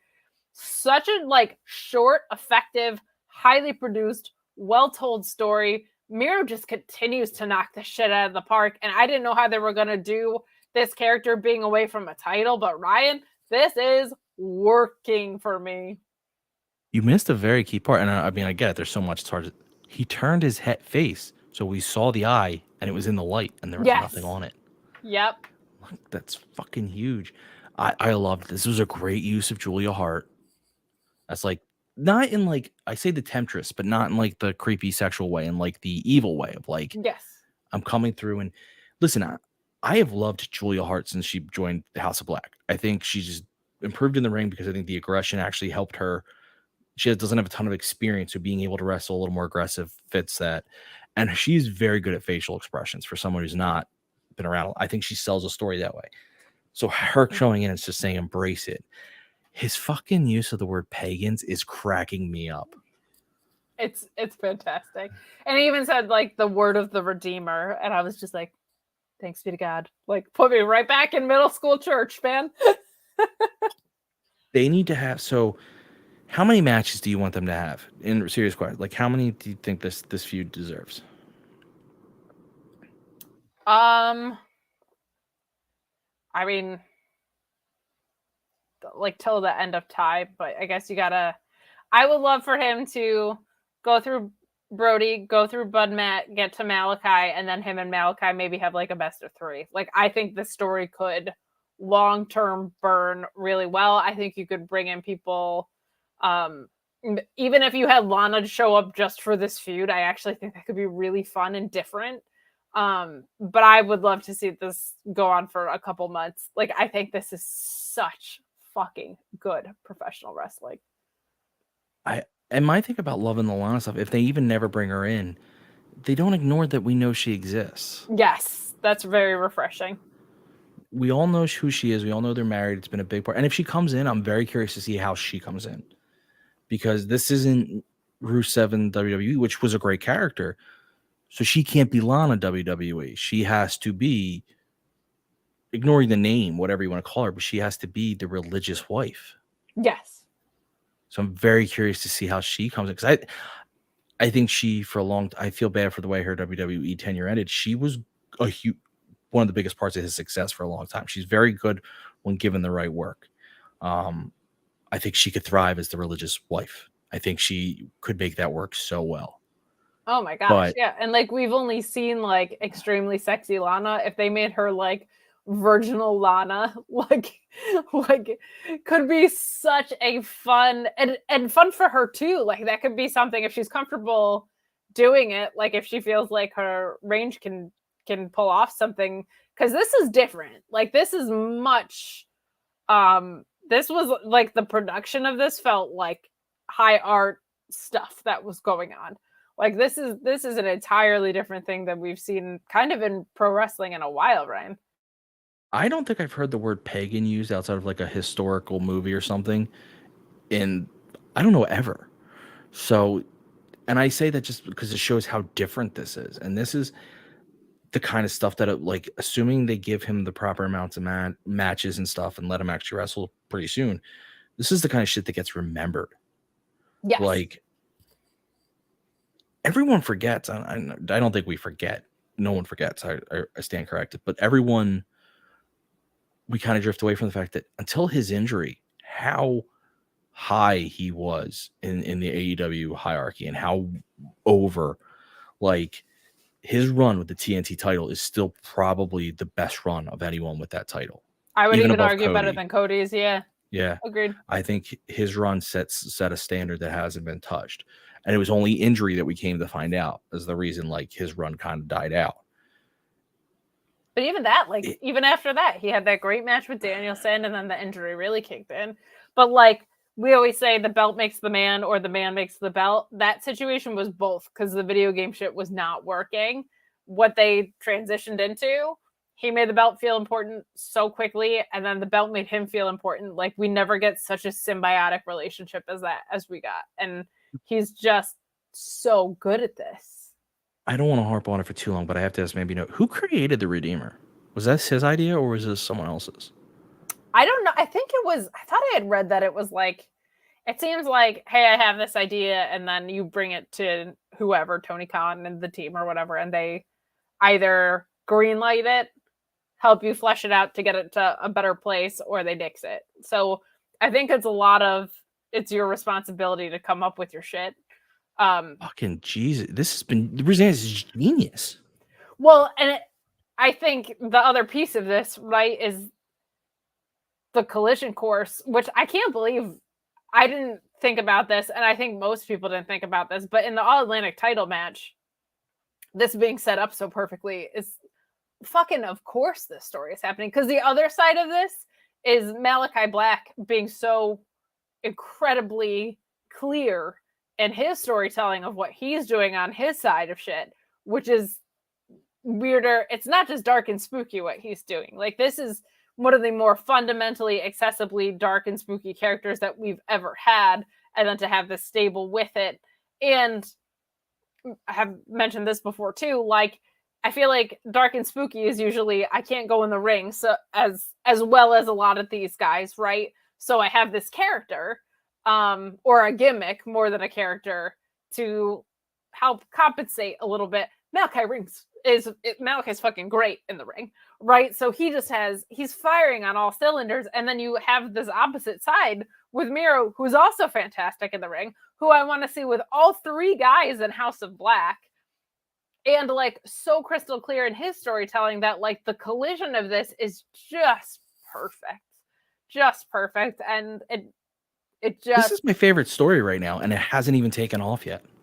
Yeah, this is right up there with me. Starks and Hobbs is right there. And obviously Punk came back tonight, so I'm sure things around my favorite might be changing, but it is unbelievably well done pro wrestling. It doesn't feel like anything I've seen before. It's just really cool, and the production behind it it's actually incredibly simple, but it's wildly effective. They're not long promos, but God, they're so captivating. We've talked longer than this promo was. Oh yeah, by minutes. I think this was 51 seconds. I'll leave it. This promo was, to me at least, a clear indication that this feud is a go. Like this, he I am going to come after you. He turned his back, the light shone, and now it's like, okay, now the matches will start. Like everything now has been preamble. Boom. Now I'd be shocked if that's not where we're headed. Like we're not in at Go Time now, where we're going to see a match with Brody or Bud Matt, which are just going to be. And then we before we get to Malachi, we should in theory have 2 bangers. Yeah. Oh, completely. 2 Quakes. This 4.99 Quakes out of 5, and the only reason I leave that 10th is because of what happens at the end of the show. This is a 5. This is a 5 for me. When he turned and his eye there was nothing, and it was the light. It would have been a 4.99 until the turn, and then the turn happened. I was like, they said nothing, and they said it all. Yeah, it's perfect. It's just a perfect segment. Speaking of my other favorite story that's going on, we got Hobbs basically telling the factory, nah, I don't need to be bolstered by you, even though you are essentially having a feud with my mortal enemy all of a sudden. We get a match between Starks and Solo, and Ricky Starks, man, that spear is fucking ridiculous.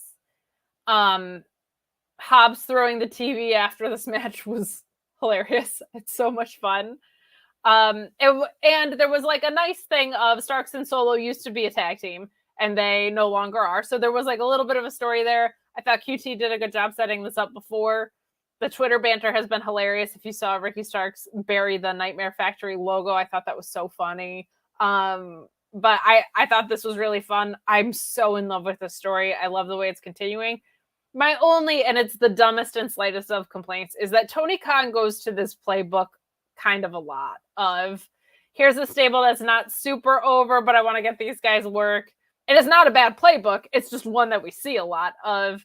2 guys are fighting. I'm going to use this auxiliary stable to keep them apart for as long as I can. Have this guy obviously run through these people and get to the end. And the only thing that I don't love about it with this is when we've gotten that in the past, like all the shit Jericho had to face with MJF, right? It was like they brought back Juventud Guerrero and then put Nick Gage on TV. This is kind of like, I don't know if I need to see like Starks and Camarado as much, but I'm also not against it. And I like that they're getting more talent on television. It's just something that we see a lot of in AEW. But it's not a bad thing to see a lot of, but it is something that I'm like, oh, okay, so I know how this is going to play out now a little bit. But what did you think of the pre-match, the match, and the post-match all in one kind of breath? Because they moved pretty fluidly here. So, real quick to your point, we do see this playbook a lot. I'm very curious what the factory's role is going to be when ROH gets TV, because I feel like they are ready-made for ROH. And I think QT working in ROH would be a very, very good and beneficial thing. Yeah. The match was good. I had no problems with the match. It wasn't like it's going to steal the show, but it was solid. Ricky Starks has charisma out the ass. It's ridiculous. Just he walks in, you're like, holy shit. Solo gave him a good match. It's a shame that they so quickly gave this match, because there is a story there. And not that people would have cared, but I just think you could have got a little more out of it. The only thing I like about that felt a little different for this than the normal playbook is Hobbs didn't assign the factory to go after Starks. The factory started to recruit Starks, and Starks said, fuck you. I do my own thing now. And then that led to it. And I do like that the factory is once again trying to expand. I like that they brought in what's his name? Cole Carter. So Camarado is trying to dress like Tony D to make him feel at home. It's a whole thing, I think. That's a very fun, cute little like wrinkle. Yeah. But I agree with that. That's an important thing. The Camarado stuff was a little awkward. I feel like they didn't line up their spots right. I like Ricky just escaping. Yes. It was because faces don't always escape. Sometimes they have to beat everyone. It's like, no, he just got out of there. Yeah. Because it's like buster. positioned as like a chicken shit heel thing, but like sometimes that works as a face too. I'll take it. Sometimes faces are fucking smart. They should be smart. I hate dumb faces. Me too. He did the spine buster on Camarado, which I really liked, which is a little jab in the eye to Hobbs. Yes. The smashing of the TV was amazing. I mean, Miro's story is still my favorite as like a story because that is the most insane, in-depth story. But I am not going to. I love the Starks Hobbs thing. I think both Starks and Hobbs are coming out of this winners. And I just. When I look at pro wrestling stories, what I look for is exactly that: is how compelling is it, how logical is it, and what is it doing for both of the guys involved. And when there's not a title involved, that becomes even trickier. And I feel like this has been actually perfect. And I never thought we'd be like, Starks is a perfect face because he's such a damn good heel. But like, this is perfect. I'm loving it. Well, the nice thing is, so far, Tony Khan has been pretty good that he doesn't require his faces to be different people than their heels. Their targets change. Sure. So like, you're a dick kind of still, but you're just not a dick to fans and to faces. Now you're a dick to heels. Yes, I just think what caught me off guard was, I mean, the Hobbs turn just generally caught me off guard. But when he was having his matches with Hook and Danhausen back to back, the promo that he gave after that was a pure babyface promo. And I didn't know like how perfect he could do that because I've seen him be cool guy heel for I've seen him be The Rock from 1997-ish for a long time. The guy who said that when he's asked about his character, he says, my character is that I'm cool. I'm so used to that dude functioning in that context that for him to pull out what he did immediately after that, like, disoriented me in the most beautiful way. Oh yeah, but like I like that he comes out and he's still doing his pose and he's still being like he hasn't become for me babyface. He's still like I'll give that the awesome star promo. Ricky Starks or any of that bullshit. Yes. Yeah, like he's I can give that awesome promo, but I'm still cool. Like I'm still that is so. And then Hobbs, actually, Grab City talked about it. That entrance they gave Hobbs, where he had the Cody Vader basically like such a small change, but such a big fucking deal. And it is the two of them are going to come out of this looking like stars. I think Starks needs to win the feud because I think he's closer to being. I think he's there. So when I say closer, I mean he's there. He could have a belt at any time, and I believe, and either TNT or the world. I believe either belt fits him. Hobbs needs a little bit of momentum, win some feuds, and also I'm excited. The match was what it was, but everything that comes out of it is just aces in my book. Agreed. So how many Quakes? So the match is a 3 Quaker. Sure, it just was what it was. Yeah. But the smash, when you add in the smashing of the TV and just Starks being Starks, we get you up to like a 4 Quaker. I would put it at a 4.57 because the match wasn't that impressive, but the spear always looks so damn good. And I liked the spinebuster storytelling. Big boost from the throwing a TV. Like, if I'm going to give Quakes to Eddie Kingston for throwing a TV, I got to give him the Hobbs, right? Like, that's only fair. Also thought QT was actually very good in the setup to this as well. So I think QT's always good. I do too. He's just not normally at Dynamite, right? So it was like nice to see him doing this. But we move along to Jazz. We get Daddy Magic here saying they're going to back up Jericho and gives us a nice little bit of the bubbly reference in all of this. Garcia pipes up and says that he owns Bryan Danielson and Danielson should thank him for sending him back on vacation. Oh my God, we're going to get more Danielson and Garcia. Sign me up. That's on the Rampage card, which we'll recap for you later. But this was really fun. I'm very, very, very much looking to more Danielson and Garcia on my screen. Anything to say about this?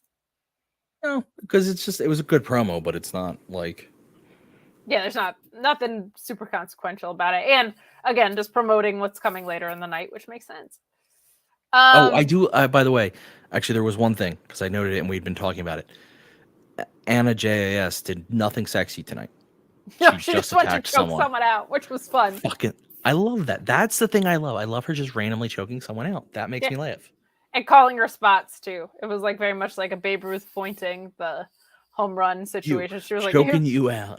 Think it's worse than getting choked out? Coming after you. Very, very fun. Very, very fun. And we move along to Sanjay and company. I love Sanjay. I love Sanjay so much. He's so much fun. Versus FT Wardlow, kind of in this segment here. I'll let you lead the way on this one. What did you think about it? I don't have like a ton of thoughts. This is very clear where it's going, but it was nice to see the fragments of the Pinnacle reunite and have some babyface action here. Any thoughts from you? How has Sanjay not been on TV this whole time? He's phenomenal. Oh my God, he's good on the mic. Jesus Christ. And so FTR comes out, and I'm kind of like, what? And then all of a sudden, I'm like, Pinnacle. Yeah. It made sense. They didn't fall out with each other.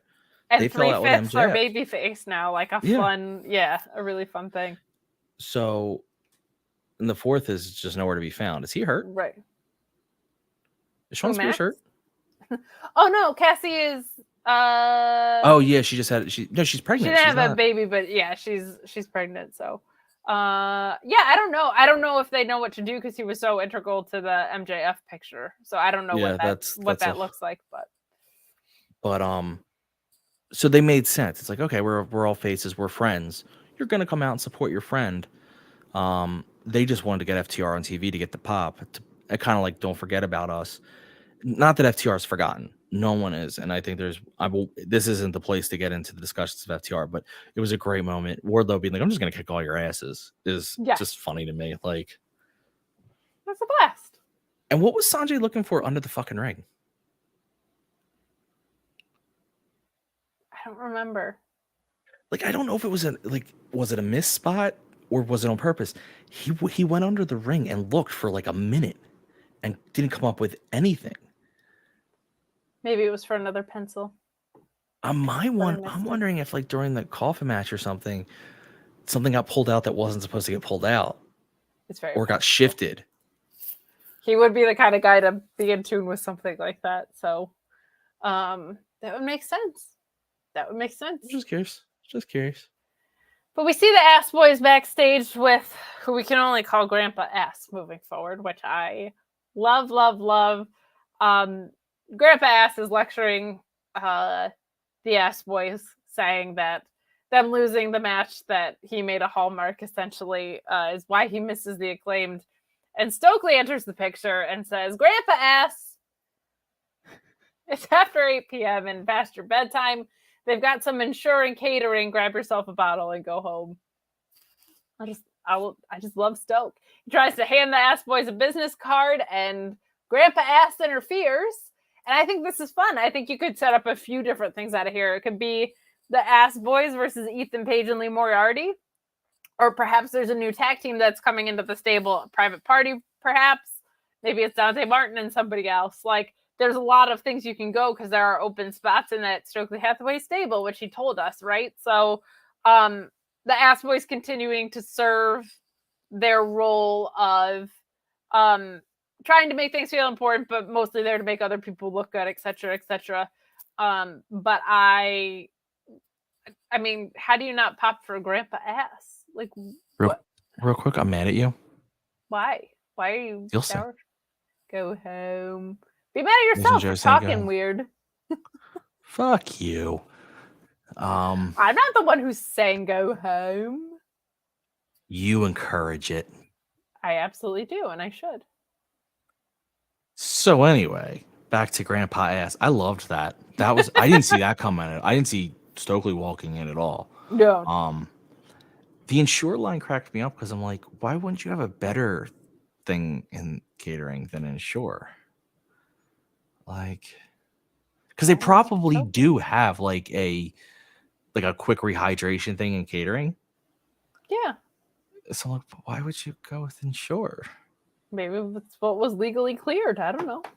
Okay. Anyway, no, this is great. I didn't think about it the way you did, which is this leads to a feud with the Ass Boys. I thought of like but that actually makes a lot more sense. I'm very curious because I do like that he's just going around trying to get people to join his stable.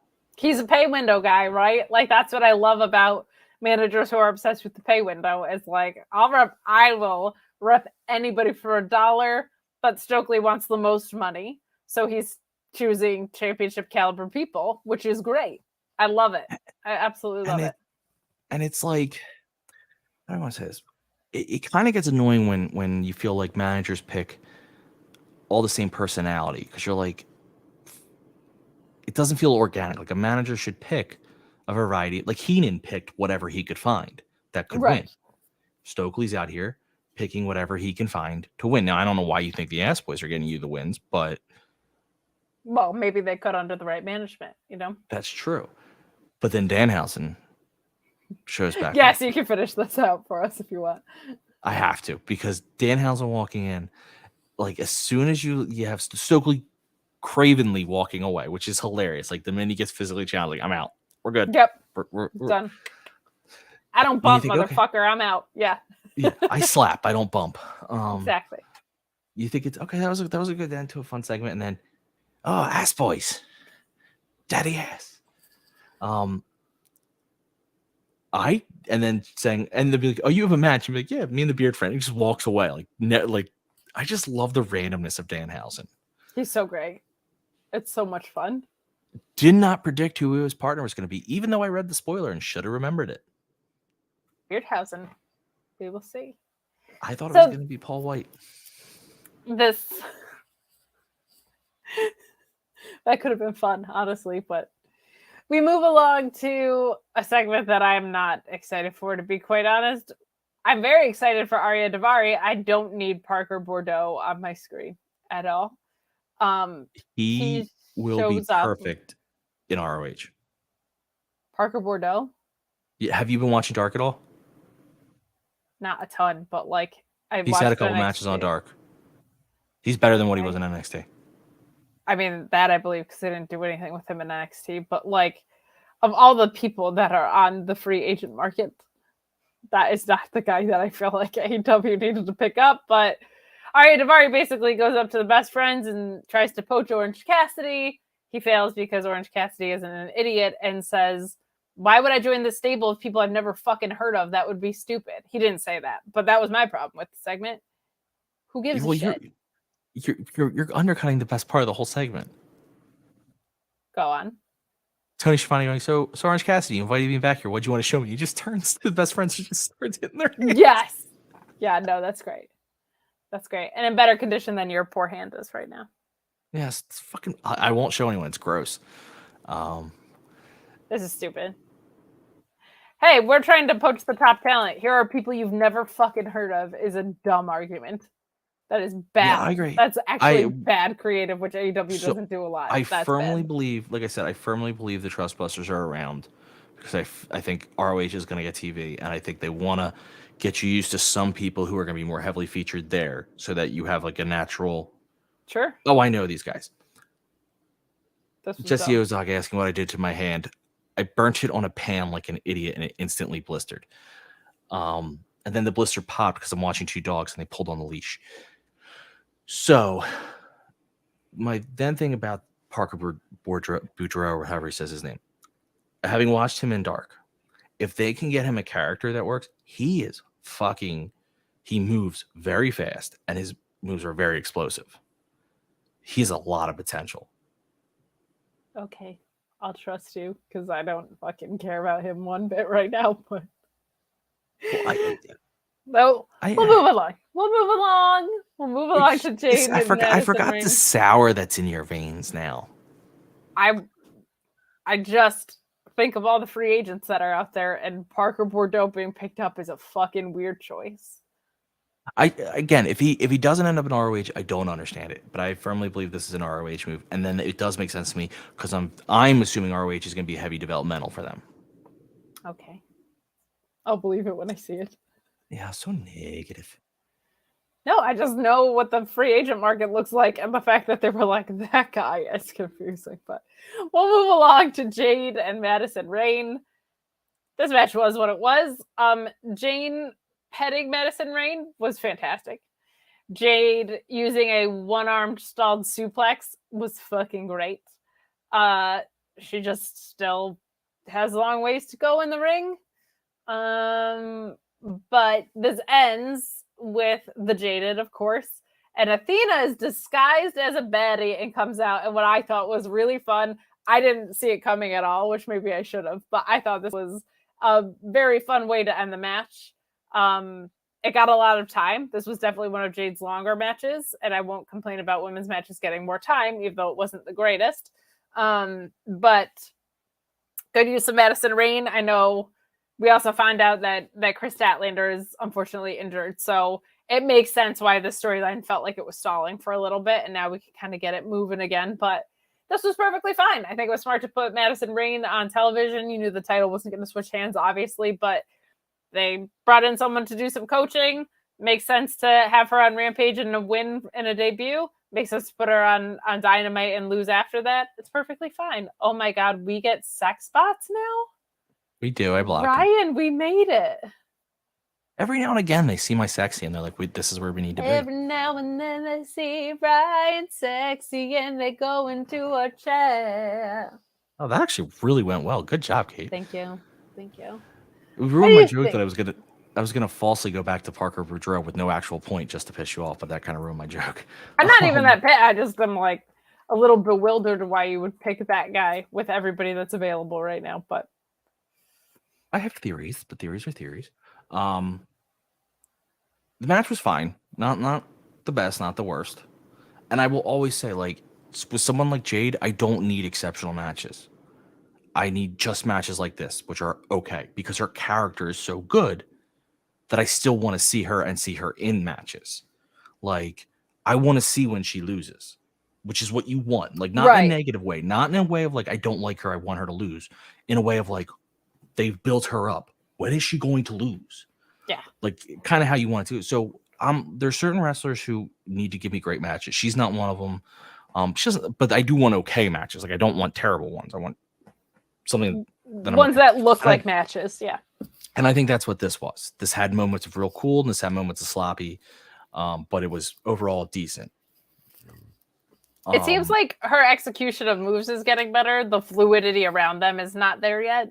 But like that one arm stalling suplex looks really cool, and she landed it well. The Jaded looks better more and more as time goes on. It's just like it feels very disconnected. So that's what I'm hoping, like, which makes sense with someone who's as new as she is. Like, that is a place where that needs to grow for sure. So that makes sense. I predicted Athena coming out. I did not predict she'd come out the way she did. That was cute. I loved her flexing behind. Like, that was making like her facial expressions. I was a little nervous at first because it felt like the crowd didn't react, but I think they were like I was, which is they didn't expect her to come out that way.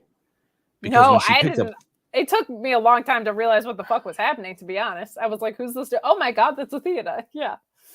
So when she picked up the belt, the crowd cheered, and I was like, okay, that's what I wanted. I needed some noise because I want people to be in on these matches because, listen, I don't agree with what I'm about to say in the sense of like, this isn't how I believe things should be done, but if the fans don't cheer, if there's not reactions, you're not going to continue to book things. Right. Like, it's just not how it is. I don't agree. I think you have to keep giving consistently good things and fans will react eventually.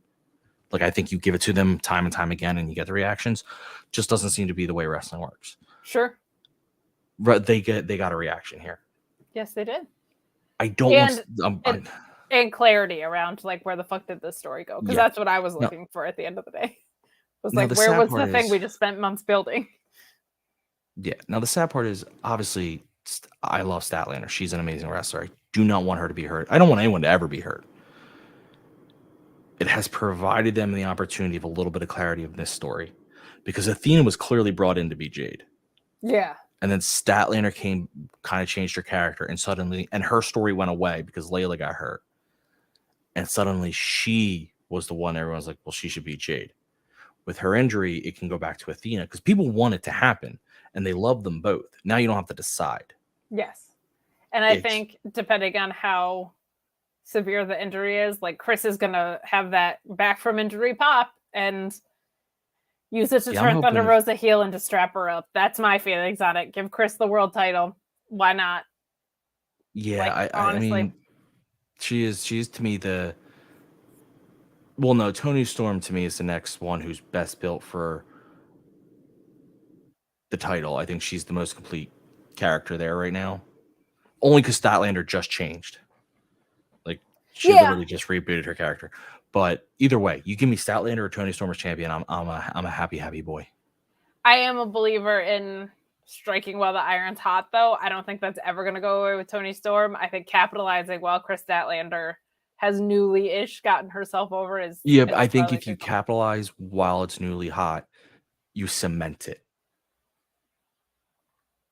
Toni Storm has already had her moments in other companies. Statlander hasn't yet. So But you that's need what to I'm cement saying. it. Yeah, no, I agree. I'm fully agreeing with you that if you strike while it's hot, you cement it. Yeah. If you let it go, you run the risk of I completely agree. So I won't argue that. Now with injury, unfortunately, that just doesn't seem to. So I gave this, the match itself was a 3 Quake. 3 Quakes. Very, very average. I don't like, I know 2.5's the middle, but I go up to 3 when I'm doing average. The Athena thing will put it to like a 3.75. I really liked the Athena moment. Okay. I'm going to put it at 3.54337. Wow, you go out. I like to round. Yeah, no, I was, I want to have some integrity in my ratings here. I have integrity. Rounding's a perfectly acceptable mathematical thing. I prefer to show my work.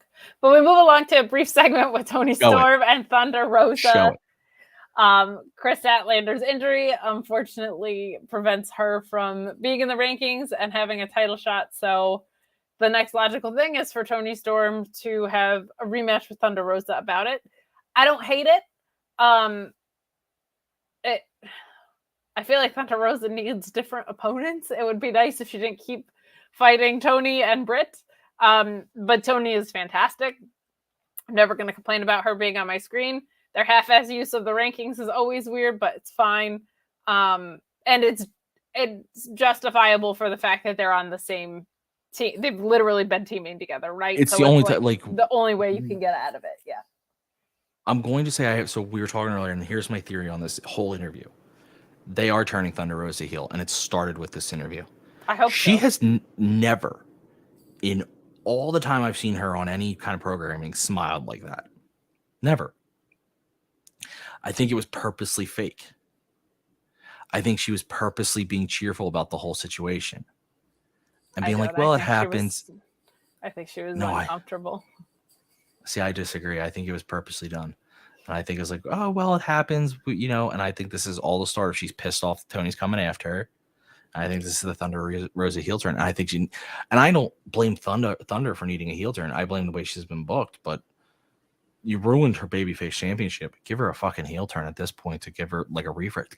Fans still love her though. I mean, she still gets a huge fucking pop. She does, but like fans love Britt and she works heel. They need to do something. So hopefully they do something. But you know what time it is, Ryan? It's time for the main event. Which is fun because we actually had Mark Henry on the show tonight. So I'll take it. But we did have Mark, which was nice. But this main event was great. I understand people having their complaints with Jericho. I'm going to cut to the finish and then I'll retcon. He tapped to Eddie Kingston. He went in a vat of orange juice for Orange Cassidy. He tapped in a choke, which he easily could have just fallen asleep in and had a more protected finish here. He is a selfless in-ring opponent. And I know it's kind of tough because he was coming off a booking decision that I think everybody wanted Eddie to win. But I don't think that was his call because he is a selfless guy. He took the Cesaro swing on top of a steel cage. Like, because if you read the interview that he gave, because the fans would go nuts for it. So why wouldn't we do it? Was his entire thinking behind taking that spot. And he has got on record before in WWE saying he hates taking the Cesaro swing because it makes him so legit shoot dizzy. It makes him want to puke. Yeah. And he was like, let's do it on top of the cage. We have to, because it'll be great. It'll be like a moment that people won't forget. Him him tapping out today instead of just, I was like, oh, he's going to pass out in the choke. He tapped. That was fucking cool of him to do, in my opinion. But this was really fun. I think we got a fun story out of this. I loved that Jericho was using so many iterations of his old characters and their finishers towards like the middle to the end of this match. We saw the Lionheart. We get the Lionheart theme at the beginning of this, I should mention as well. That was super, super fun. But we see the walls. We see the Judas effect get kicked out of, which we haven't seen before, I don't think at all. Nope, they made a big point of that. Yeah, we see the Lion Tamer, and then within the match, the action was great too. We see a really nice lion salt here. We see Jericho ripping out Mox's earring. I thought was a really, really fun spot. The only things that I didn't like, one, he locked in the walls and they were in picture, which is fucking maddening. Like the old walls, the good ones. Sammy threw a bat to Floyd. Sammy threw Floyd the bat to Jericho, which is fine, but just didn't seem necessary. It's heels cheating, so I'm not going to be mad, but it just didn't it didn't do much, I guess. But yeah, that was fine. I liked Excalibur noting Jericho's broken nose in this, saying that it would affect his breathing, like the oxygen flow into his body. I thought was a really nice piece of commentary work. But eventually, Jericho just taps to Mox's chokehold, and that's the match. And which is fun. Former champion versus former champion is not a thing we've seen in the world title picture before, which is great. And just in ring wise, I felt like these two just had fantastic chemistry. I don't know if it's familiarity with each other or the style that they were working, but like this thing of drawing out the Lionheart, I think was really fun. And then the tour of different iterations of Jericho's finishers, I thought was a really, really, really fun story. What did you think of our main event tonight? I thought it quaked. I was a big fan. Definitely quaked, yeah. They did one thing that it happens across every company, and it's something I have to get. It's my personal thing I don't like. It's my pet peeve, and I have to always get myself around it, which is when they toss Floyd in the ring and then Moxley takes the shot. Jesus Christ, dog scared the shit out of me. When Moxley takes the shot to the head with the bat, now he's laying on my pillow. Joy. And he gets up, and it's like at some point you're starting to really push my how much punishment can this guy take believability thing, because eventually he's going to lose to something else. And it's always tough for me to be like, well, then how did he lose to this thing? The guy literally took a bat shot to the head. How did he lose to this thing? Like, like it's, and then I have to remember, I always have to stop myself and go, it's fucking wrestling. Get over it. And then I do. But and I enjoy it. You're also right in that, like, with Mox, I can almost make an exception because he genuinely is in matches that have shit like that so often that like maybe he is a little more immune to it or whatever. But you're right that like now if he taps out to an Anaconda Vice from Punk, that's gonna look super fucking weird and weak, right? So I understand that. That makes sense. Or he gets knocked out by the go to sleep. Like, no offense, you took a fucking baseball bat to the head. Yeah. Like, that's why, like, I tried, like, the chair shots are one thing because people can actually take a chair shot. We see it. They legitimately have taken chair shots. Sorry. They've legitimately taken chair shots and survived and like, walked around. It's because they're real. The baseball bat is the one thing that always, like, stuff like that. It's like, you couldn't take that shot to the head. Yeah. Unless like, it's a wiffle ball bat. Yeah, target the middle, target somewhere else where you could be like, okay. Or knock your ass out. Sure. Like it was a minor bugaboo. Otherwise, the match was a 4.99 Quake because I'm holding off that little bit left for the post. So there were gang wars, and just as I was about to be annoyed that I was like, how come they can just never let anything go between one of Jericho's stables and another stable? Like, why are we continuing to push this feud down the mountain between these two? But Ryan. Then the chords of Cult of Personality hit. And Phil in my eyes. CM Punk returns at Quake at the Lake. This was just the quakiest possible thing that could have happened on this episode. way off the 5-point Quake scale. Like, I don't even know what did Meltzer do? 7 stars for Kenny Omega. So we'll do 7 Quakes here. I mean, this is just the best that I've seen. Looks like he was walking all right. Like, looks like he was walking fine. I think he'll probably have some more healing time as well, because they can just do a lot of stuff on the mic and build out the feud that way before they have to touch again. But Mox flips him the bird, and he's not happy to see CM Punk back. I, however, was over the moon. I was ecstatic. This was wonderful news. Just good to see him back from injury too. As someone who's going to Grand Slam, I'm also very selfishly excited about what that might mean. Maybe we get Punk and Eddie Kingston there. There's so many different avenues we could go. But just great to see the real champ back. And also kind of makes sense why Mox was pushing this. The interim is getting viewed as a fake title thing because the guy with the quote unquote real one is showing up, right? So that was very, very fun. Mox versus Punk. Oh yeah, sign me up for that any day of the week. I am pumped. I think that's a situation where the booking's probably pretty predictable. I think it's fair to assume that Punk is going to win it, but I think match-wise we'll get something that's really, really special out of it.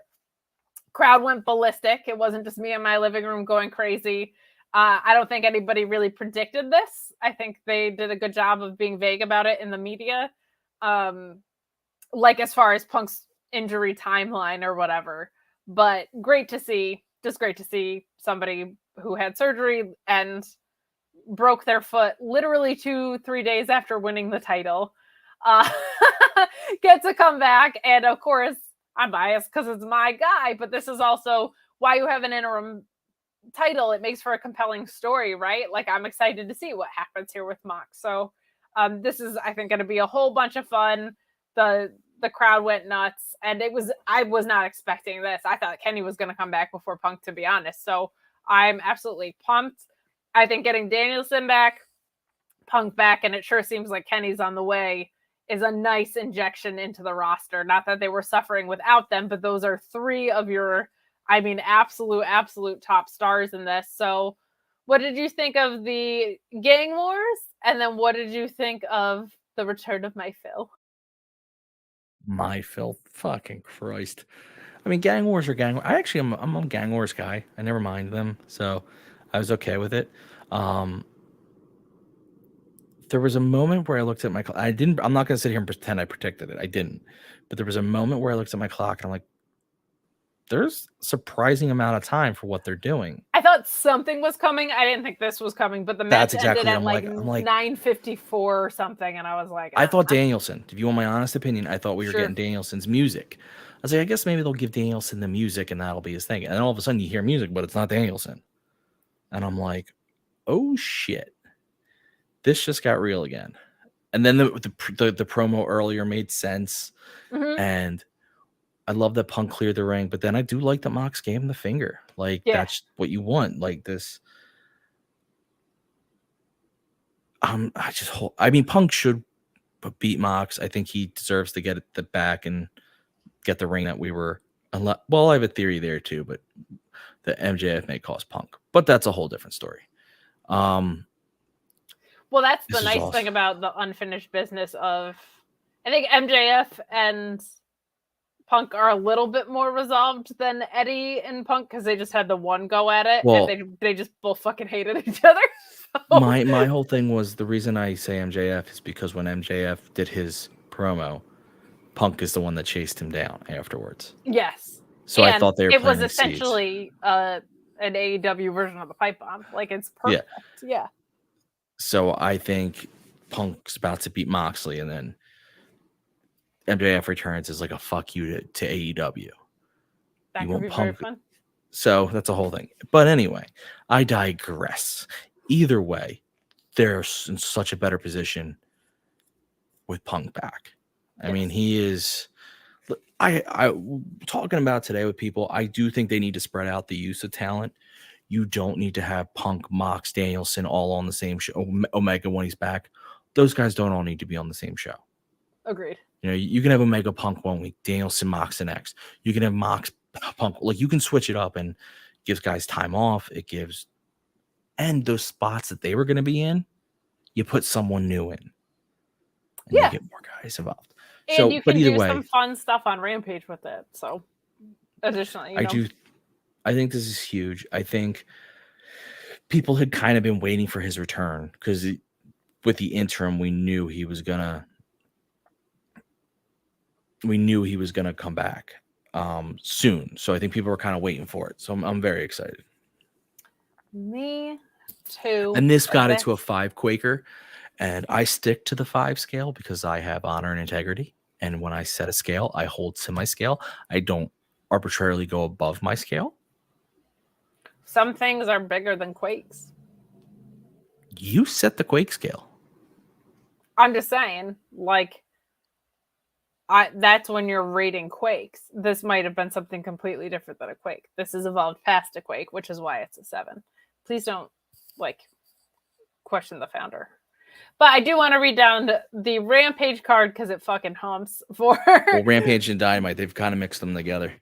Yeah, so we got Brian Danielson returning here. We'll hear from FTW. Is that last week? That's Rampage. I think Brian Danielson's Rampage. Not Rampage, Dynamite. I think Brian Danielson's Dynamite. No, this was the AEW tweet that said AEW Rampage is 10 o'clock on TNT. Brian Danielson returns. We'll hear from the FTW champ Hook. Gun Club versus Danhausen and Redbeard or Beardhausen.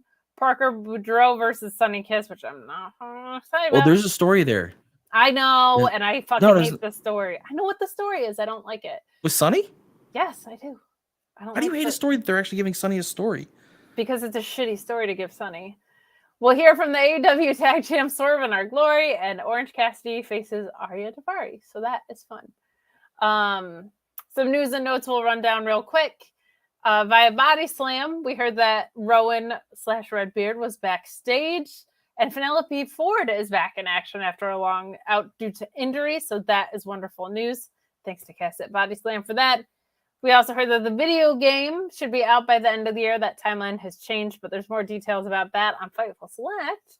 And also on Fightful Select, we found out that Blake Christian has signed to AEW, which is a great pickup. He was an NXT release, incredibly skilled in-ring performer, crushing it on the indies, a GCW standout as well. So those are your news and notes for the week. But Ryan, why don't you tell the people, A, the way you like to say goodnight to them, and B, where they can find you. You can find me Mondays and Tuesdays, live tweeting AEW Dark and Elevation, where I am okay that Sunny is getting a story. I'm glad he's getting a story. It's a shitty story. I want Sunny on TV, and it's got Sunny on TV. So that's where you find Mark Order Pod. And so Schlong and good night. There you go. You can find me all over the place on Fightful YouTube. Fightful Select oftentimes Mondays and Fridays with Alex Pulowski behind the paywall. And Fightful Select Tuesdays doing the NXT Sour Graps, whatever the fuck that post show is. It's more of a variety. Wednesdays right here. And Fridays, the AEW Rampage and SmackDown post show on Fightful YouTube. I'll also be returning to Excite Wrestling for commentary at the end of the month for their big stadium show, which I'm very excited about. So more details on that to come as well. But we thank you guys so much for joining us. We hope that you have a safe and wonderful rest of your week.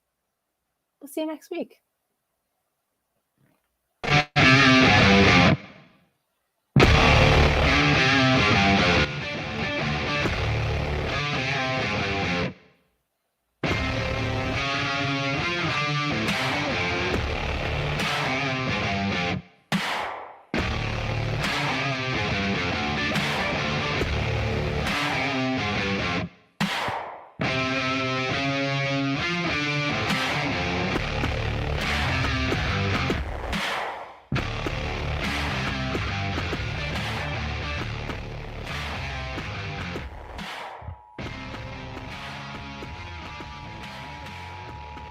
This concludes the Mark Order podcast. We now return you to your regularly scheduled programming. Join the Mark Order.